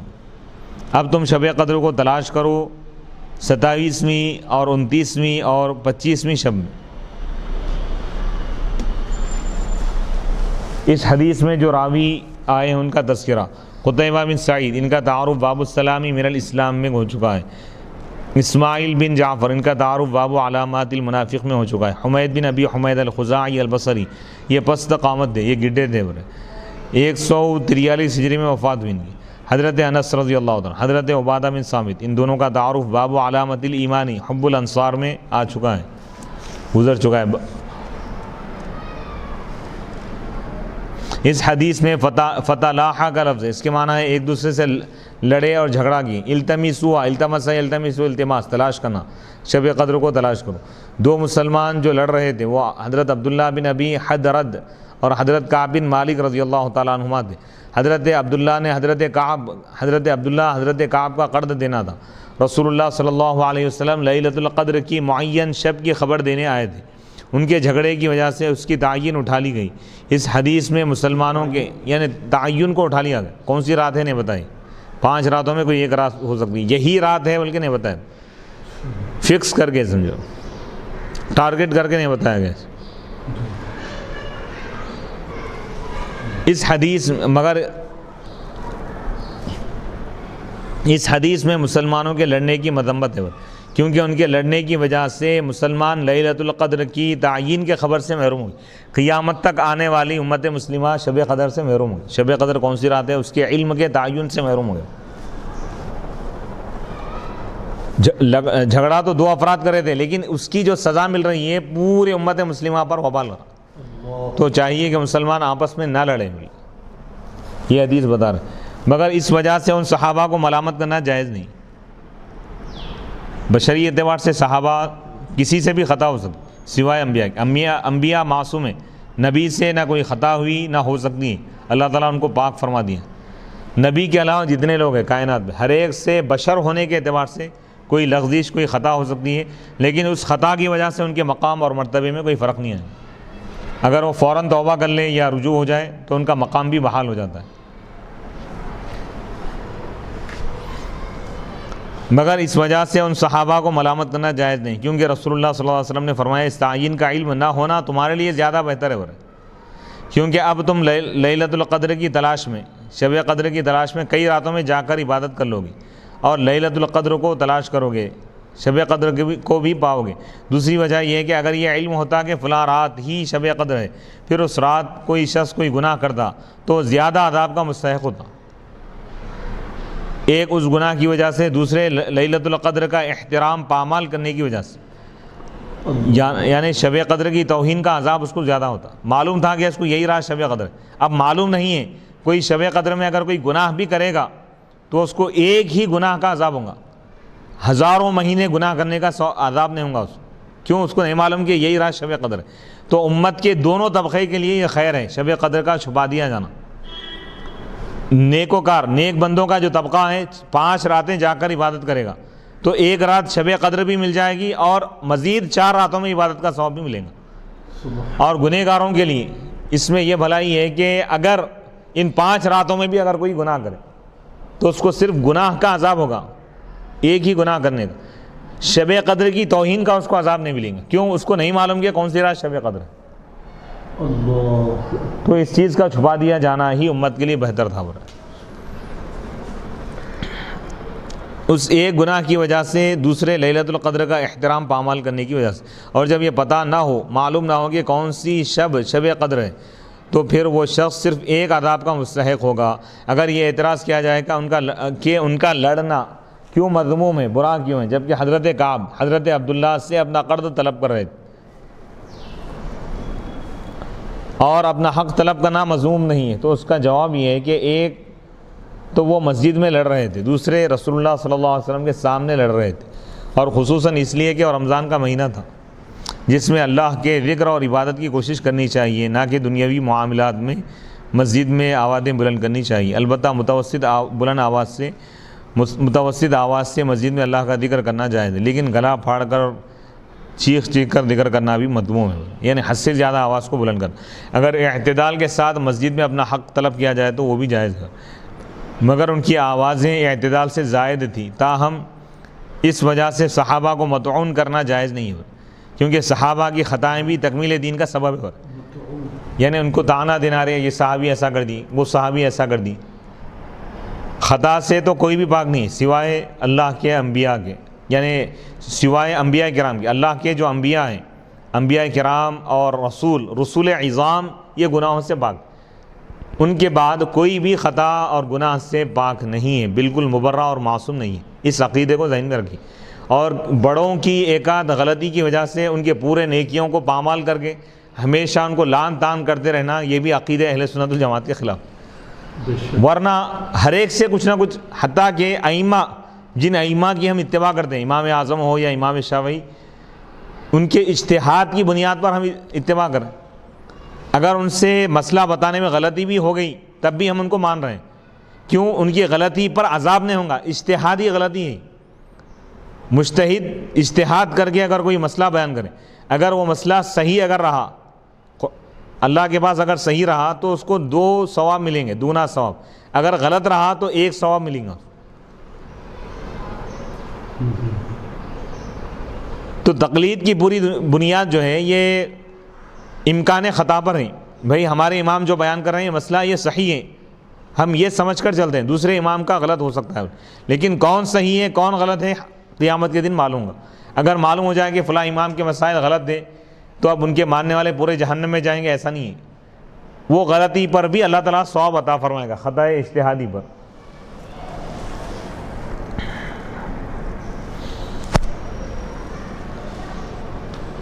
کیونکہ صحابہ کرام کی خطائیں بھی تکمیل دین کا سبب ہے. جن بعض صحابہ سے کبھی کبھار شراب نوشی، چوری یا زنا کے افعال سرزد ہوئے اور انہوں نے ان افعال پر توبہ کر لی اور ان پر حد جاری ہوئی، تو اس وجہ سے رسول اللہ صلی اللہ علیہ وسلم کی زندگی میں حد جاری کرنے کا اسوہ اور نمونہ متحقق ہوا. اگر صحابہ سے کوئی گناہ ہی نہیں ہوتا تو امت کو احکام کیسے معلوم ہوتے تھے؟ حضور احکام، یعنی کچھ احکام ایسے تھے جس کا تعلق سزاؤں سے تھا. اگر کوئی صحابی کوئی گناہ ہی نہیں کرتے، اگر گناہ ہی نہیں ہوتا ان سے، تو سزا کا لوگوں کو علم کیسا ہوتا کہ کس سزا پہ کیا سزا دینی، کس گناہ پر کیا سزا ملنی چاہیے؟ تو کون سے گناہ ہوگا صحابہ؟ تو یہ جو حدیث ہے، یہ حدیث پاک جو بتا رہے ہیں، اور انہوں نے ان افعال پر توبہ بھی کر لی، توبہ بھی ثابت ہے اور ان پر حد جاری ہوئی، تو اس وجہ سے رسول اللہ صلی اللہ علیہ وسلم کی زندگی میں حد جاری کرنے کا اسوہ، نمونہ اور متحقق ہوا. اسی طرح یہ معاملہ بھی ہے. اس لیے یہ نہ کہا جائے کہ ان صحابہ کے لڑنے کی وجہ سے ہم شب قدر کی برکت سے محروم ہو گئے، بلکہ یوں کہا جائے کہ ان کی برکت کی وجہ سے ہمیں جاگ کر عبادت کرنے کے لیے کئی راتیں مل گئی. یعنی حسن ظن رکھا جائے. سبحان اللہ سبحان اللہ.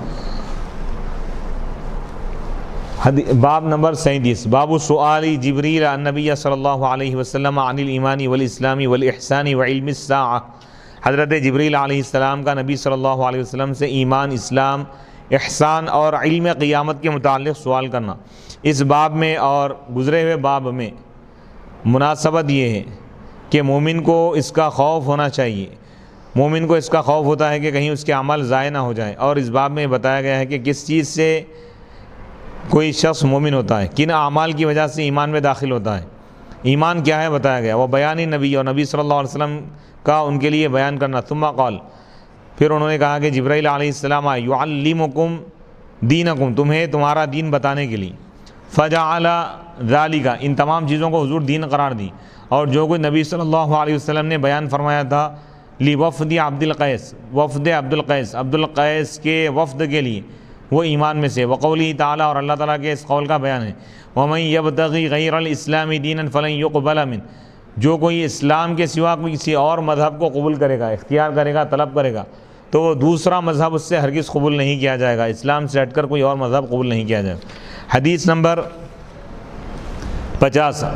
حدثنا مسدد قال حدثنا اسماعیل بن ابراہیم اخبرنا ابو حیان التیمی عن ابی زرعۃ عن ابی ہریرہ قال كان النبي صلى الله عليه وسلم بارزا يوما للناس فأتاه جبريل فقال ما الإيمان؟ قال الإيمان أن تؤمن بالله وملائكته وبلقائه ورسله وتؤمن بالبعث. قال ما الإسلام؟ قال الإسلام أن تعبد الله ولا تشرك به وتقيم الصلاة وتؤدي الزكاة المفروضة وتصوم رمضان. قال ما الإحسان؟ قال أن تعبد الله كأنك تراه فإن لم تكن تراه فإنه يراك. قال متى الساعة؟ قال ما المسؤول عنها بأعلم من السائل. وسأخبرك عن أشراطها.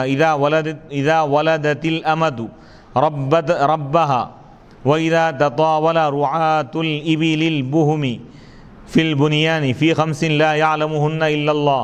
ثم تلا النبي صلى الله عليه وسلم إن الله عنده علم الساعة الآية ثم أدبر فقال ردوه فلم يروا شيئا. فقال هذا جبريل جاء يعلم الناس دينهم. امام بخاری رحمۃ اللہ علیہ فرماتے ہیں کہ ہم کو مسدد نے حدیث بیان کی. قال، انہوں نے کہا.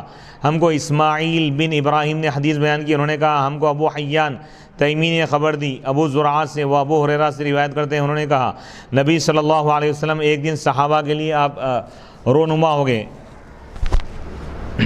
ایک دن نبی صلی اللہ علیہ وسلم لوگوں کے سامنے بیٹھے ہوئے تھے. بس آپ کے پاس حضرت جبریل علیہ السلام آئے.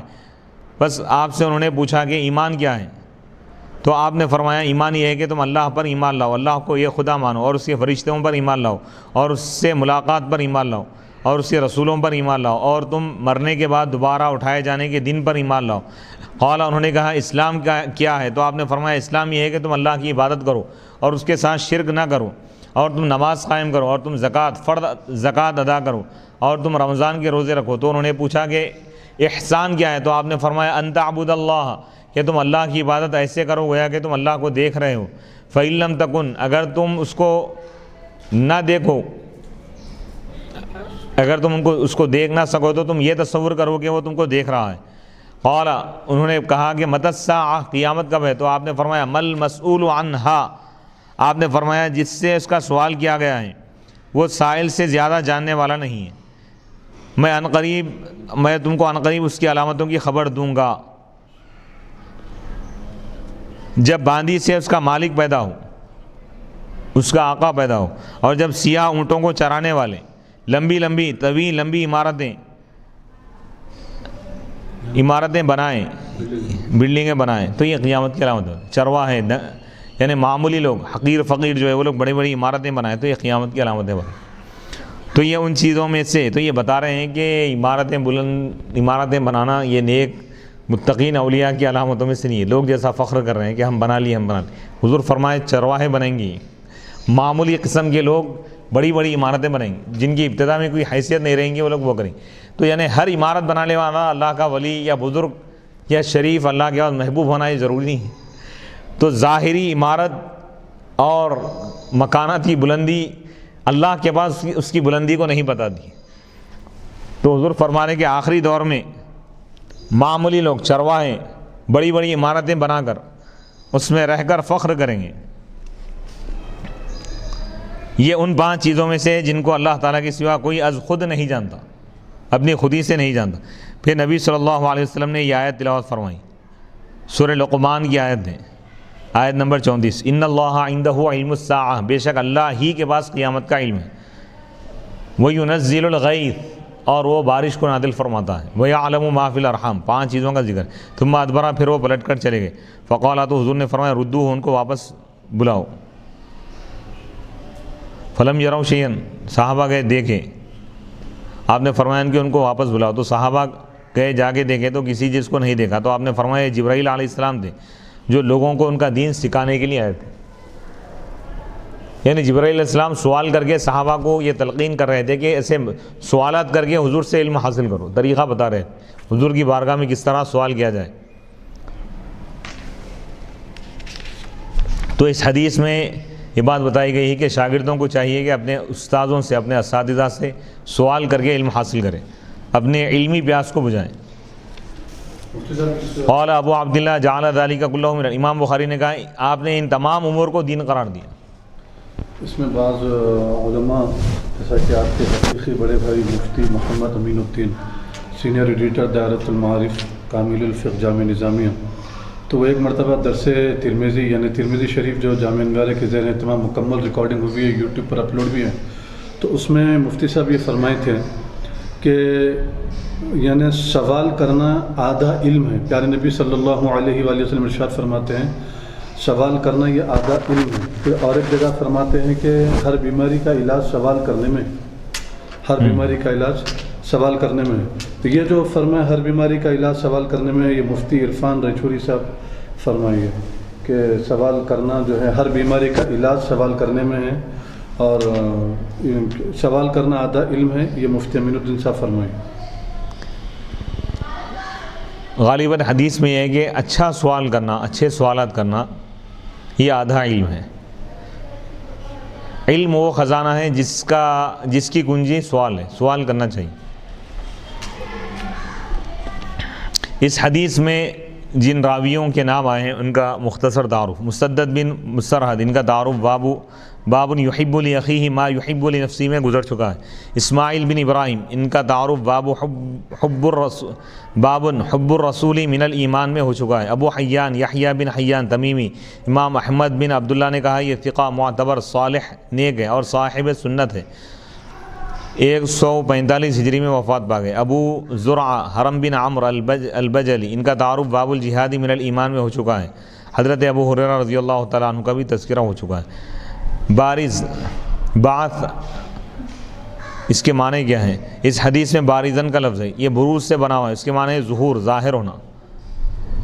بعث مردوں کا قبروں سے اٹھنا قیامت دن، اس کے معنی ہے انبیاء کی بعثت بھی ہے، مگر یہاں پہلے معنی مراد ہے اللہ کی عبادت کرو، یعنی خضوع اور خشوع اور تذلل اور عجز و انکساری کے ساتھ اللہ کی اطاعت کرو. احسان، اس کا مادہ حسن ہے اور اس کی ضد قبیح ہے. اس کے شرعی معنی یہ ہے کہ انسان اللہ کے ہر حکم کو اس کے شرائط اور آداب کے ساتھ بجا لائے، اور جب بندے کو اس پر یقین ہو کہ اللہ تعالیٰ اس کو ہر حال میں دیکھ رہا ہے تو وہ برے کاموں کو چھوڑ دے گا اور صفات مذمومہ، خراب صفات کو زائل کرے گا اور اپنے باطن کو پاک اور صاف کرے گا اور صفات محمودہ سے متصف ہوگا، حتیٰ کہ یہاں تک کہ اس کے دل میں اللہ تعالیٰ اچھی صفات سے متصف ہوگا، اچھی صفات اپنے اندر پیدا کرے گا، اچھی عادتیں، اچھے کام، حتیٰ کہ یہاں تک کہ اس کے دل میں اللہ تعالیٰ کی تجلیات منعکس ہوں گی، تجلیات ربانی کا اس کے دل پر ظہور ہوگا اور نزول ہوگا. گویا کہ تم اللہ کو دیکھ رہے ہو، ورنہ یہ یقین رکھو کہ اللہ تم کو دیکھ رہا ہے. اس میں بندے کو عبادت میں کامل اخلاص کی ترغیب دی ہے، کیونکہ انسان نیک لوگوں کے سامنے برے کام نہیں کرتا اور حکام کے سامنے قانون شکنی نہیں کرتا. تو جس شخص کا اللہ تعالیٰ کے علم اور اس کی قدرت پر کامل ایمان ہوگا، وہ اپنے خلوت اور جلت میں اللہ کی نافرمانی نہیں کرے گا اور اس کے ہر حکم کی اطاعت کامل طریقے سے کرے گا. اور تصوف میں اس کو مشاہدہ اور مراقبہ کہا گیا. تم عبادت اس طرح کرو کہ تم اللہ کو دیکھ رہے ہو، تو یہ مشاہدہ ہے. اور عبادت اگر تم یہ نہیں کر سکتے تو کم از کم یہ تصور کرو کہ اللہ تم کو دیکھ رہا ہے، تو یہ مراقبہ ہے، تو مشاہدہ یا مراقبے میں رہنا انسان، یعنی ہمیشہ یہ تصور رہنا کہ اللہ دیکھ رہا ہے، یہ تصور انسان کو گناہوں سے روکے گا اور نیک اعمال کی ترغیب دے گا، اس کی طرف آمدہ کرے گا۔ باندی سے مالک پیدا ہوگا، اس کے معنی یہ ہے کہ آخری زمانے میں باندیاں بکثرت ہوں گی، حتیٰ کہ یہاں تک کہ ایک شخص کسی باندی کو خریدے گا اور وہ در حقیقت اس کی ماں ہوں گی۔ اس کے دوسرے معنی یہ ہے کہ آخری زمانے میں لوگ اپنی ماؤں کی عزت اور احترام نہیں کریں گے اور ان کے ساتھ وہی بدسلوکی کریں گے، ایسی بدسلوکی کریں گے جیسے وہ ان کی باندیاں ہوں، یعنی اولاد اپنے ماؤں کے ساتھ ایسا سلوک کریں گے جیسا کہ باندیوں کے ساتھ آقا کرتا ہے، یعنی ان کا احترام نہیں کریں گے۔ اس سے پہلے والا جو قول ہے کہ باندیاں کثرت سے پیدا ہوں گی، مطلب سمجھا نہیں؟ یعنی آخری دور میں، آخری زمانے، اس کے معنی یہ ہے کہ آخری زمانے میں باندیاں بکثرت ہوں گی، یا تو جنگیں وغیرہ ہوں گی، اس میں مردوں کو ختم کر دیا جائے گا اور ان کے یعنی خواتین کو باندی بنا لیا جائے گا، اور پھر وہ مائیں ہوں گی، یعنی اس قدر کثرت سے ظلم ہوگا، باندیاں بنا لیے جائیں گے کہ ایک شخص کو معلوم بھی نہیں ہوگا کہ جب وہ کسی باندی کو خریدیں گا تو وہ در حقیقت اس کی ماں ہوں گی، یعنی بچپن میں وہ اس کی ماں اس سے جدا ہو جائیں گے، ایسے حالات پیدا ہوں گے کہ اس کے باپ کو مار دیا جائے گا اور اس کی ماں کو بچپن میں ہی، یہ شخص جب چھوٹا ہوگا اس کی ماں کو لوگ باندی بنا لے کے جائیں گے، تو جب یہ بڑا ہوگا، جب بازار میں جا کے خریدیں گا تو بعد میں اس کو معلوم ہوگا کہ در حقیقت اس کی ماں ہے۔ ایسے حالات بھی آ سکتے ہیں میرے۔ اور جب سیاہ اونٹوں کو چرانے والے، کالے اونٹوں کو چرانے والے لمبی لمبی عمارتیں بنائیں گے، اس سے مقصود یہ خبر دینا ہے کہ آخری زمانے میں حالات بدل جائیں گے اور دیہاتیوں کے شہروں پر غلبہ ہو جائے گا اور وہ اپنے زور اور غلبے سے شہریوں کے املاک پر قابض ہو جائیں گے۔ اس کا مشاہدہ یعنی عرب کے جو دیہاتی ہیں، بدوی ہیں، جو اونٹ وغیرہ چرا کر یا کھجوروں کے باغوں سے اپنی زندگی گزارتے تھے، وہ لوگ بھی شہروں میں آگے بڑی بڑی عمارتیں بنائیں۔ اس کا مشاہدہ متحدہ عرب امارات میں ہو رہا ہے، جو صحرائی بادیہ نشین تھے انہوں نے اونچے محلات بنا لی اور قیمتی کاریں اور سامان عیش و عشرت ان کے تصرف میں ہیں۔ یہ ان 5 چیزوں میں سے ہے جن کو اللہ کے سوا کوئی از خود نہیں جانتا۔ ان 5 چیزوں سے مراد یہ ہیں: قیامت کب آئے گی، بارش کب ہوگی، حاملہ عورت کے پیٹ میں کیا ہے، یعنی بیٹا ہے یا بیٹی، بندہ کل کیا کرے گا، بندہ کس زمین پر مرے گا، آیا علوم 5 نبی صلی اللہ علیہ وسلم کو عطا کیے گئے تھے یا نہیں۔ اس مسئلے میں علماء غیر مقلدین کا نظریہ، متقدمین جمہور علماء اس کے قائل اور معتقد تھے کہ رسول اللہ صلی اللہ علیہ وسلم کو علوم 5 عطا کیے گئے تھے، جیسا کہ ہم اس کے ثبوت میں انشاءاللہ عنقریب واضح تصریحات پیش کریں گے۔ اور متاخرین علماء میں سے غیر مقلدین اور دیوبندی علماء نے آپ کو علوم 5 عطا کیے جانے کا انکار کیا ہے۔ مشہور غیر مقلد عالم نواب وحید الزماں کہتے ہیں کہ قیامت کے ان باقی 4 باتیں یہ ہیں، قیامت کے علاوہ باقی 4 باتیں یہ: ابر سے بادل سے پانی برسے گا یا نہیں، پیٹ میں لڑکا ہے یا لڑکی، کل کیا ہوگا، آدمی کہاں مرے گا۔ یہ 3 باتیں حقیقی غیب کی ہیں جن کا علم پیغمبروں کو بھی نہیں ہے۔ الا قولی، حضرت عائشہ فرماتی ہیں جو کوئی کہے کہ پیغمبر صاحب ان باتوں کو جانتے تھے، اس نے بہتان کیا۔ یہ غیر مقلدین کا قول ہے۔ نواب صدیق حسن خان بھوپالی کہتے ہیں ان 5 علوم کو اللہ تعالیٰ کے سوا کوئی نہیں جانتا۔ پہلی 3 چیزوں کے متعلق سورہ لقمان آیت نمبر 34 میں فرمایا کہ ان کا علم اللہ ہی کے پاس ہے، کیونکہ ان کا علم بہت عظیم ہے، اور باقی 2 کے متعلق فرمایا مخلوق کو ان کا علم نہیں ہے۔ اس کے متصل بغیر حوالے کے حضرت عبداللہ بن عباس رضی اللہ تعالیٰ عنہ کی طرف منسوب کر کے لکھا ان 5 امور کو کوئی نہیں جانتا، نہ ملک مقرب قریبی فرشتہ اور نہ نبی مرسل، سو جس نے یہ دعویٰ کیا کہ اس کو ان میں سے کسی چیز کا علم ہے اس کو کافر قرار دیا جائے گا۔ یہ دیوبندی یعنی نواب صدیق حسن خان بھوپالی کا قول ہے۔ شیخ محمد عبد الرحمن بن عبد الرحیم مبارک پوری کہتے ہیں نبی صلی اللہ علیہ وسلم نے فرمایا جس سے قیامت کے علم کے متعلق سوال کیا گیا وہ سوال کرنے والے سے زیادہ نہیں جانتے۔ اس کلام سے بظاہر یہ معلوم ہوتا ہے کہ وقوع قیامت کے بارے میں دونوں کا علم برابر ہے، لیکن اس سے مراد یہ ہے کہ وقوع قیامت کے عدم علم میں دونوں برابر ہیں، کیونکہ اللہ تعالیٰ نے وقوع قیامت کے علم کو اپنے ساتھ خاص کر لیا، اور یہ ان 5 چیزوں میں سے جن کو اللہ تعالیٰ کے سوا کوئی نہیں جانتا۔ آیا علوم خمسہ نبی صلی اللہ علیہ وسلم کو عطا کیے گئے تھے یا نہیں؟ اس مسئلے میں علماء دیوبند کا نظریہ۔ سید احمد رضا بجنوری کہتے ہیں، لکھتے ہیں فی خمسین اور علم غیب، فرمایا مراد یہ ہے کہ وقت قیامت کا علم بھی انہی 5 میں داخل ہیں۔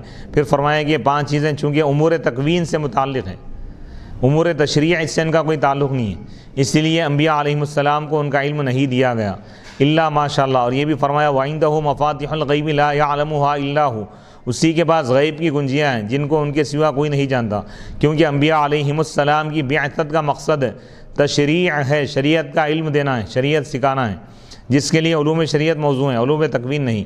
علم غیب سے مراد، پھر علم غیب سے مراد اصول کا علم ہے، علم جزئیات نہیں ہے جو اولیاء کرام کو عطا ہوا ہے، کیونکہ علم جزئیات حقیقت میں علم ہی نہیں ہے، علم تو حقیقت میں وہی ہے جس سے ایک نوع کے تمام افراد کا علم حاصل ہو جائے، اور وہ علم اصول شیء ہی ہو سکتا ہے۔ اس کی مثال یوں سمجھے کہ ہزاروں چیزیں یورپ سے بن کر آ رہی ہیں، ان کو ہم دیکھتے ہیں پہچانتے ہیں، لیکن ہم ان کے اصول سے ناواقف ہیں، تو علم جزئیات بغیر علم کلی کے علم ہی کہلانے کا مستحق نہیں ہے۔ کسی چیز کا علم کلی اگر ہمیں حاصل ہو جائے تو ہم اس نوع کے تمام جزئیات پر مطلع اور ان کے حقائق سے باخبر ہو سکتے ہیں۔ اسی کو حق تعالی نے مفاتح سے تعبیر فرمایا ہے۔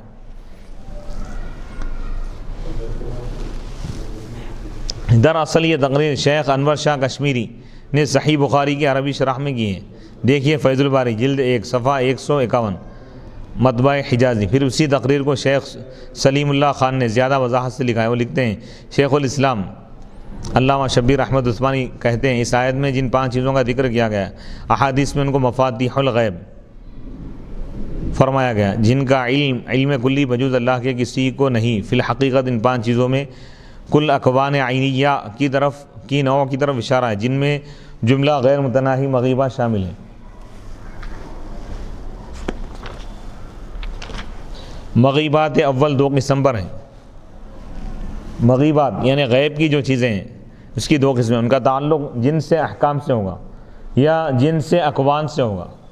جو مغیبات جن سے احکام سے ہے ان کا کلی علم اور اصولی علم بقدر ضرورت تو حضور اکرم صلی اللہ علیہ وسلم نیز انبیاء سابقین کو دیا گیا تھا، ازکیاء امت نے اس کی تفصیل و تبویب کی، ان سے یہاں تو بحث نہیں، کیونکہ اللہ تعالیٰ کے ساتھ کلیتاً مختص نہیں رہے، یعنی احکام کا جتنا بھی علم ہے وہ تمام کا تمام علم اللہ تعالیٰ انبیاء کو عطا فرمائے۔ یہاں بحث مغیبات اقوان سے، کیونکہ ان کی کلیات اور اصول تو اللہ تعالیٰ نے کلیتاً اپنے ساتھ مختص رکھے، البتہ جزئیات منتشرہ پر بہت سے حضرات کو حسب استعداد اطلاع دی، نبی صلی اللہ علیہ وسلم کو بھی اس میں سے اتنا عظیم اور وافر حصہ ملا جس کا کوئی اندازہ نہیں ہو سکتا، اور یہ مغیبات اقوان ہیں، اور یہ مغیبات اقوان ہیں تو غیر متناہی، مگر ان کی 5 انواع ہیں، مکانی زمانی کی پھر 3 انواع ہیں، 3 اقسام ہیں، وہ جو ماضی سے متعلق، وہ جو حال سے متعلق ہیں، وہ جو مستقبل سے متعلق ہے۔ مجموعی طور پر یہ 4 انواع ہوئی۔ پھر وقت ساعت کا علم اگرچہ ان 4 میں مندرج تھا، مجموعی طور پر 4 اقسام ہی ہو رہا ہے اس کے۔ پھر وقت ساعت کا علم اگرچہ کہ ان 4 میں مندرج تھا، شامل تھا، کیونکہ وہ اقوان مستقبلیہ میں سے کائنات کی وہ چیزیں ہیں جس کا تعلق مستقبل سے ہے، تاہم اس کو علیحدہ ذکر کیا کیونکہ ایک بہت بڑا عظیم حادثہ ہے، کیونکہ اس جیسا حادثہ دنیا کو کبھی پیش نہیں آیا اور نہ کبھی پیش آئے گا اور نہ پھر پیش آئے گا کسی مخلوق کو۔ قیامت کا جو حادثہ ہے، قیامت کا آنا خود ایک بہت بڑا حادثہ ہے، کسی مخلوق کو اس کے وقت کا علم نہیں دیا گیا، اس لیے خصوصیت سے اس کو مستقلاً ذکر کر دیا۔ ان اشیاء خمسہ میں سے بِأَيِّ أَرْضٍ تَمُوتُ مغیبات مکانیہ کی طرف اشارہ ہے، جگہ کے بارے میں جو غیبی چیزیں، یعلم ما فی الارحام، جو کچھ ارحام میں اللہ تعالیٰ اس کو جانتا ہے، ارحام یعنی حاملہ عورتوں کے پیٹ میں بیٹا ہے یا بیٹی ہے، اس کو اللہ تعالیٰ جانتا ہے۔ مغیبات زمانی یا حالیہ کی طرف اشارہ ہے، کیونکہ آثار حمل فی الحال نمایاں ہے۔ مادہ تقسیم و غدا سے مراد سے مغیبات زمانیہ مستقبلیہ کی طرف اشارہ ہے، یعنی کل انسان کیا کرنے والا ہے یہ کوئی نہیں بتا سکتا۔ خلاصہ کلام یہ ہے کہ حقیقی علم وہ ہے کہ اس کے اصول سے آگہی ہو، لہذا کسی چیز کا عالم اسی وقت کہلائے گا جب اس کے اصول سے واقف ہو۔ اس مقدمے کو سمجھ لینے کے بعد اب یہ سمجھیں کہ غیب کے جزئیات بھی ہے اور کلیات بھی ہے، جس طرح جزئیات طب کے جاننے والے کو عالم طب اور طبیب ڈاکٹر نہیں کہیں گے. اسی طرح جزئیات غیبیہ پر مطلع ہونے والے کو عالم غیب نہیں کہہ سکتے. کلیات کے علم کا مطلب یہ ہے کہ ضابطہ بتلا دیا جائے کہ مثلا فلاں ضابطے سے پہچان لے کہ فلاں جگہ فلاں وقت میں اتنے انچ بارش ہوگی اور پھر اتنی ہی بارش اسی وقت میں جس کا تعین کیا گیا ہے ہو بھی جائے, اس میں تخلف نہ ہو. جتنی بارش مقرر کرے اتنی ہی ہوں گی, اس سے کم نہیں ہونا. بس جو اس ضابطے کا علم رکھتا ہے اس سے عالم غیب کہا جائے گا, اور یہ جو ضابطہ نہیں جانتا اس سے عالم غیب نہیں کہہ سکتے. اب ہم کہتے ہیں کہ دنیا میں کسی کو عالم غیب نہیں کہہ سکتے, کیونکہ کسی کو بھی کلیات تکوینیہ کا علم نہیں ہو سکتا. صرف ایک ہی ذات ہے اور وہ اللہ تعالیٰ کی ہے.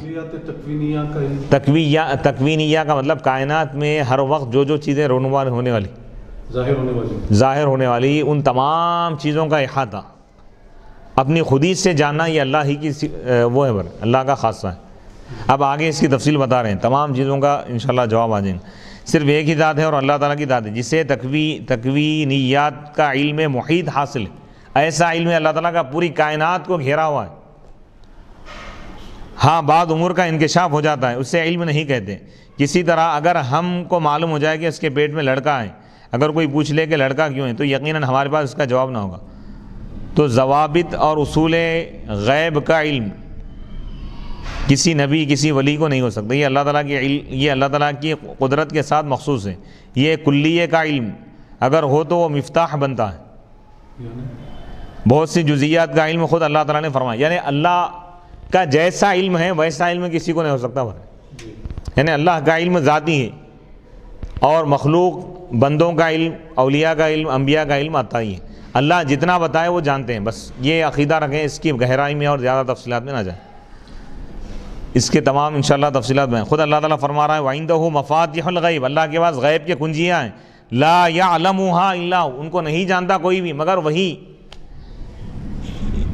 یہ سورہ انعام کی آیت ہے, آیت نمبر 27. اس سے معلوم ہوا کہ قواعد و ضوابط غیب اور تکوینیات میں کلیات غیب کا علم بجز خدا کے اور کسی کو نہیں. یعنی اس کا جو اصل علم ہے, اس کی جو کنجی ہے, اس کے اصول اور ضوابط, یہ تمام چیزوں کو اللہ جانتا ہے. پھر اس میں سے اللہ تعالیٰ جتنا ظاہر کرنا چاہے انبیاء کرام اس کو جانتے ہیں. ہاں بعض جزئیات کا انکشاف ہوتا ہے, ظاہر ہوتا ہے. ہاں تشریعیات کے مد میں کلیات کا علم غیب انبیاء علیہ السلام کو حاصل ہے, کیونکہ اگر یہ علم انہیں نہ دیا جائے تو ان کے کام میں فرق آ جائے. البتہ وہ اسی قدر ملتا ہے جتنا اللہ اپنی حکمت کے موافق عطا فرمائے. خلاصہ یہ ہے کہ حوادث دہر, زمانے کے جو واقعات, اس پر کوئی مطلع نہیں ہو سکتا, اور جزئیات کے عالم کو عالم الغیب نہیں کہہ سکتے. زمانے کی کن چیزوں میں مطلع نہیں ہو سکتے؟ حوادثات بول رہے ہیں, یعنی جو واقعات رونما ہو رہے ہیں ہر وقت تجدد کے ساتھ, اس کے بارے میں بول رہے ہیں. اللہ کے بتائے بغیر کوئی جان نہیں سکتا.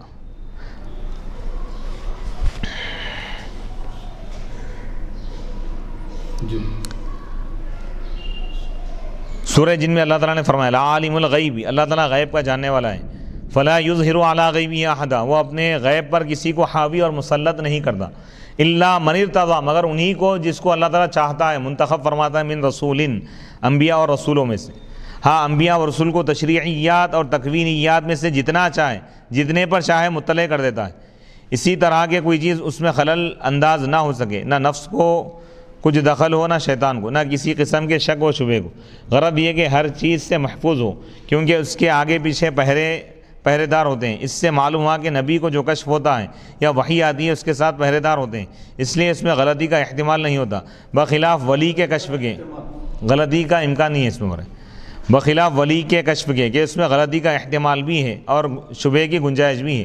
اس لیے دونوں یکساں نہیں ہو سکتے. یعنی کسی نبی پر اللہ تعالیٰ جب کوئی وحی نازل فرماتا ہے تو اس کے ساتھ فرشتوں کو بھی بھیجتا اللہ تعالیٰ. آسمان وہی جہاں سے بھی بھیج رہا ہے, نبی تک پورے فرشتوں کا پہرا ہوتا ہے. شیاطین آ کے کوئی چیز وہ نہیں کر سکتے, شیاطین اس میں کوئی خلل پیدا نہیں کر سکتے. پوروں سے محفوظ کر کے اللہ تعالیٰ نبی تک پہنچاتا ہے وہ علم. ولی کو جو کشف ہوتا ہے بیچ میں کوئی شیطان گڑبڑ کر سکتا ہے. اللہ اکبر. تو اس لیے ولی کا خواب شریعت نہیں, نبی کا خواب شریعت. سبحان اللہ. ولی کا خواب وحی نہیں ہے, نبی کا خواب وہی ہے. سبحان اللہ. اس لیے دونوں بخلاف ولی کے کشف کے کہ اس میں غلطی کا احتمال بھی ہے اور شبہ کی گنجائش بھی ہے، اس لیے دونوں یکساں نہیں ہو سکتے.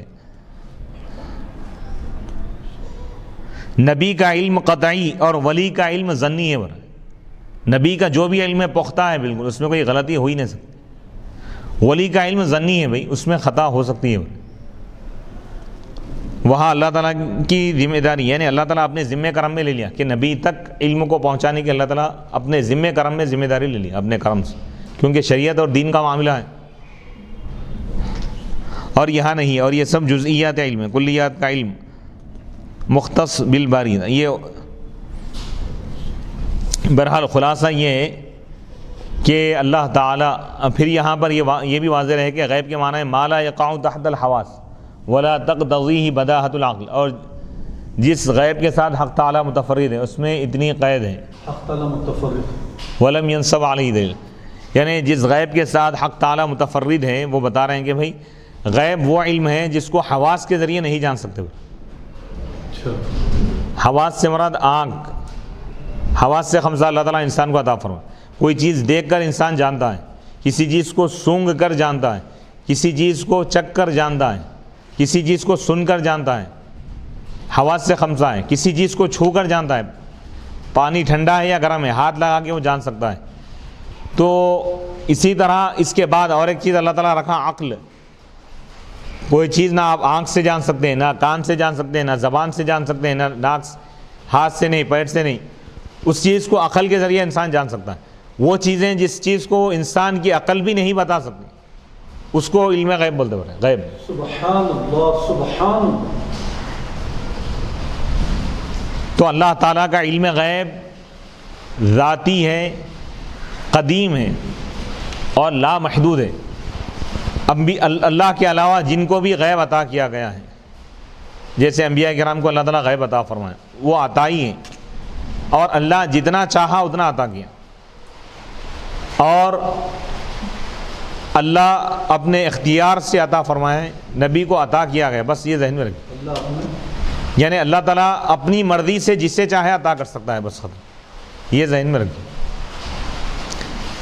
اس کی مقدار کے بارے میں ہم بحث نہ کریں کہ کتنا عطا کیا ہے، عطا کرنے والا جانتا ہے، جن کو عطا کیا گیا وہ جانتا ہے. بس یہ خلاصہ ذہن میں رکھیے، مطلق پوری کائنات میں سب سے زیادہ علم اللہ کی ذات پر، ویسا علم کسی کو نہیں ہے. اللہ کے بعد سب سے زیادہ روئے زمین پر زیادہ علم حضور کو عطا کیا گیا. سبحان اللہ سبحان. اور روئے زمین پر جتنے مخلوقات ہیں، چاہے اولیاء ہو یا فرشتے ہو، محدثین ہو، علماء ہو، مشائخ ہو، انبیاء ہو، سب کا علم ہمارے پیارے آقا حضرت محمد عربی صلی اللہ علیہ وسلم کے علم سے کم ہے. یہ ذہن میں رکھیں. بس یہی خلاصہ ہے علم غیب. اب یہاں پر یہ اور ایک بحث لا رہے ہیں کہ 5 چیزوں کو جو علوم خمسہ بتائے گئے ہیں کہ قیامت کا علم، قیامت کب آنے والی، اور حاملہ عورت ڈلیوری سے پہلے اس کے پیٹ میں بیٹا ہے یا بیٹی ہے اس کا علم، اور کل کیا ہونے والا ہے اس کا علم، اور بارش کب ہوں گی اور کتنی مقدار میں اس کا علم، اور کون کہاں مرے گا، کس سرزمین پر مرے گا اس کا علم. یہ بہت علوم غیب میں بہت زیادہ معنی خیز ہے، اس کی اہمیت ہے بہت. تو بتا رہے ہیں کیا اس کا علم اللہ کے علاوہ بھی کسی کو ہے یا نہیں، یہ بحث لا رہے ہیں. اس آیت کی روح سے ہونا یہ چاہیے کہ ان اشیاء خمسہ میں سے کسی ایک کی جزئی بات کا علم بھی کسی کو حاصل نہ ہو، حالانکہ سینکڑوں واقعات اس کے خلاف پاتے ہیں. اولیاء کرام کی کرامتیں کثرت سے منقول ہیں جو اس اختصاص کے خلاف پر دلالت کر دی. حضرت اولیاء کے واقعات سے معلوم ہے کہ لوگ بتا دیے پہلے ہی کہ ان کی موت کہاں ہونے والی ہے، کیا ہونے والا ہے. حضرت صدیق اکبر رضی اللہ تعالیٰ عنہ کو رحم کی حالت معلوم ہو گئی اور آپ نے انتقال سے پہلے اپنی حاملہ بیوی کے متعلق فرما دیا تھا کہ ان کو لڑکی ہوگی. حضرت ابوبکر صدیق رضی اللہ تعالیٰ عنہ کا جب انتقال ہوا تو آپ کے دوسرے اہلیہ جو تھے وہ حاملہ تھے، تو آپ فرمائیں کہ ان کو بیٹی ہوں گی، ابھی پیدا ہی نہیں ہوئی بچی، آپ کے وصال کے بعد پیدا ہونے والی، لیکن پہلے ہی خبر دے دی. اس لیے آپ نے وصیت فرمائی کہ اس حمل کو لڑکی مان کر درگاہ تقسیم کیا جائے. اپنے موجودہ بیٹے بیٹیوں سے فرمائیں کہ وہ جو بیٹی ہونے والی ہے ان کو اور ان کو یہ حصہ دیا جائے، بول گیا فرمائیں، پہلے ہی فرما دی. اسی طرح سبحان اللہ سبحان. اسی طرح پنجاب میں ایک بزرگ تھے عبداللہ شاہ، یہ حضرت میاں جی نور محمد رحمۃ اللہ علیہ کے پیر بھائی تھے، اور حضرت شاہ عبد الرحیم ولایتی کے خلیفہ مجاز. وہ درد ذیح کی تعویذ دیتے وقت ساتھ ساتھ یہ بھی کہتے تھے کہ لڑکا ہو گیا لڑکی. یہ ان کی مشہور کرامت تھی. اللہ اکبر. ایسے ہی منجمین، علم نجوم جاننے والے اور کاہن، پیشن گوئیاں کرنے والے کرتے ہیں، جو کبھی کبھی واقعے کے مطابق بھی نکل آتی ہیں. جیسے آج کل جدید آلات سے بول رہے ہیں کہ میں کل بارش ہوں گی یا نہیں، پہلے ہی بول رہے ہیں لوگ. اسی طرح آج کل جدید آلات کے ذریعے رحم کے اندر بچے کی جنس کیا ہے اس کا انکشاف ہو جاتا ہے، اسکیننگ کے ذریعے معلوم کر لے رہے ہیں. محکمہ موسمیات کے ماہرین بارش ہونے یا نہ ہونے کے بارے میں پیشگی بتا دیتے ہیں پہلے ہی ایڈوانس میں. ان کی پیش گوئی بسا اوقات درست بھی ہو جاتی ہے. تو اس کا جواب دے رہے ہیں. قرآن میں تو ہے کہ کوئی جان ہی نہیں سکتا ہے، لیکن حالات یہ بتا رہے ہیں کہ دوسروں کو بھی علم ہو رہا. تو کیا نعوذ باللہ قرآن غلط ہے؟ قرآن ہرگز غلط نہیں ہو سکتا، قرآن حق ہے. پھر اس کا جواب کیا ہے؟ اس کا جواب یہ ہے. اس کے اشکال کے جواب سے پہلے ایک مقدمہ سمجھ لیجئے. اگر کسی ایک چیز کے کچھ اصول ہو اور کچھ فروع ہو تو اصلی علم اس وقت کہیں گے جب اس کے اصول کا علم ہو.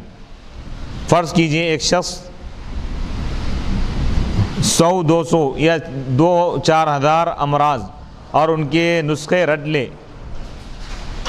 100-200 بیماریوں کے بارے میں کیا کیا نسخے ہیں معلوم کر لیا، تو کیا اس کو طبیب کہہ سکیں گے؟ نہیں، بلکہ طبیب وہ سمجھا جائے گا جو اصول طب کے جو اصول ہے اس سے واقف ہو اور اس کے فن سے واقف ہو رہے، جاننے والا ہو، پورا اصول کے ساتھ علم حاصل کرے. امراض اور نسخے رٹے نہ ہو، خالی رٹ کے یاد کر لیا تو اس سے اس فن کا عالم یا ماہر یا ڈاکٹر نہیں کہیں گے اس کو. اسی طرح عالم وہ ہوگا جو اصول علم سے واقف ہو. فقیہ وہ نہیں ہے جو محض جزئیات فقہ یاد کر لے، چند مسائل یاد کر لینے سے فقیہ نہیں ہوتا. اصول فقہ کے جو اصول ہے اس سے واقف ہو، بلکہ فقیہ وہ کہلائے گا جو اصول اور مآخذ پر، مصادر پر مطلع ہو، واقف ہو اس سے، خواہ جزئیات کم یاد ہو. تو یہ بتا رہے ہیں کہ یہ جو اسکیننگ وغیرہ کے ذریعے وہ کر رہے ہیں، تو بتانا یہ چاہ رہے ہیں کہ بغیر اسکیننگ کے تو نہیں بتا سک رہا نا کوئی بھی. علم غیب وہ ہے بغیر کسی دنیاوی ظاہری آلے کے بتائیں.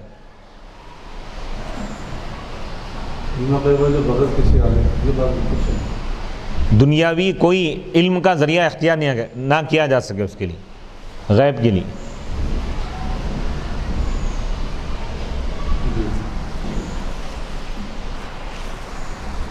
حدیث باب کے جملے، مل مسئول عنہا بعالم من السائل اور فی خمس لا یعلمہن الا اللہ، صاف دلالت کر رہے ہیں کہ حضور علیہ، یعنی یہ جو احادیث کریمہ ہیں اس کی تفصیل بھی بہت کتابوں میں موجود ہے. اب یہاں پر یہ ذہن میں رکھیں کہ اللہ کی ذات، اللہ کا جو علم ہے، علم غیب، وہ ذاتی ہے، لامحدود ہے اور قدیم ہے. اور انبیاء کو اللہ جتنا چاہا علم عطا کیا. انبیاء کا علم عطائی ہے اور اللہ جتنا عطا کیا اتنا ہی علم ہے. لیکن انبیاء کا جو علم ہے تمام مخلوقات سے زیادہ ہے. اللہ کے علم کے مقابلے میں کم ہے، لیکن مخلوق کے علم کے مقابلے میں بہت زیادہ ہے، بہت زیادہ ہے. نبی کے علم کے برابر پوری دنیا میں کوئی بھی مخلوق نبی کے علم کے برابر نہیں ہو سکتی. یہ ذہن میں رکھیں. اور پھر اس آیت کے ختم پر اللہ تعالیٰ فرمایا، سورہ لقمان کے ختم پر یہ 5 چیزوں کا اللہ تعالیٰ ذکر کرنے کے بعد فرمایا کہ ان اللہ علیم خبیر، بے شک اللہ تعالیٰ علیم جاننے والا ہے، خبیر فرمایا. خبیر کے معنی خبر بھی دینے والا. یہ علم تو اللہ ہی کے ساتھ خاص ہے، لیکن اللہ اس میں سے اگر کسی کو بتانا چاہے تو بتا سکتا ہے. اللہ کو اختیار بھی. اللہ تعالیٰ خبر بھی دینے والا ہے. اللہ غیب جانتا ہے اپنی خودی سے، اور نبی غیب جانتے ہیں اللہ کے عطا کرنے سے، اللہ کے بتانے سے.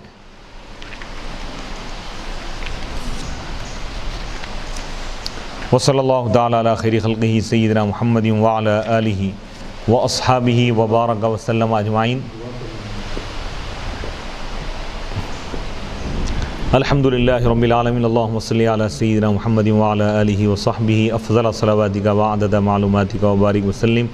ربنا آتنا فی الدنیا حسنۃ وفی الآخرۃ حسنۃ وقنا عذاب النار یا رب العالمین یا ارحم الراحمین یا اکرم الاکرمین. ہم سب کے تمام معاملات کو بہتر فرما دے، دنیا اور آخرت میں ہم کو کامیابی عطا فرما، قرآن اور حدیث کا فیضان ہم کو عطا فرما. حضور علیہ الصلاۃ والسلام کے صدقہ طفیل مولا اس کار خیر کو مولا اس کاوش کو قبول فرما. درس بخاری کے فیضان کو مولا جاری و ساری فرما دے.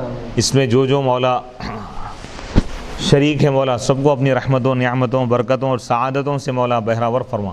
حضور علیہ الصلاۃ والسلام کا دیدار عطا فرما، حضور کی زیارت عطا فرما، اور ہم سب کو اور ہمارے اہل خانہ کو تمام آسمانی بلاؤں، زمینی فتنوں سے، گردشوں سے، مصیبتوں سے، بیماریوں سے، پریشانیوں سے، غموں سے، برے خاتمے سے، برے حالات سے ہم کو محفوظ فرما دے.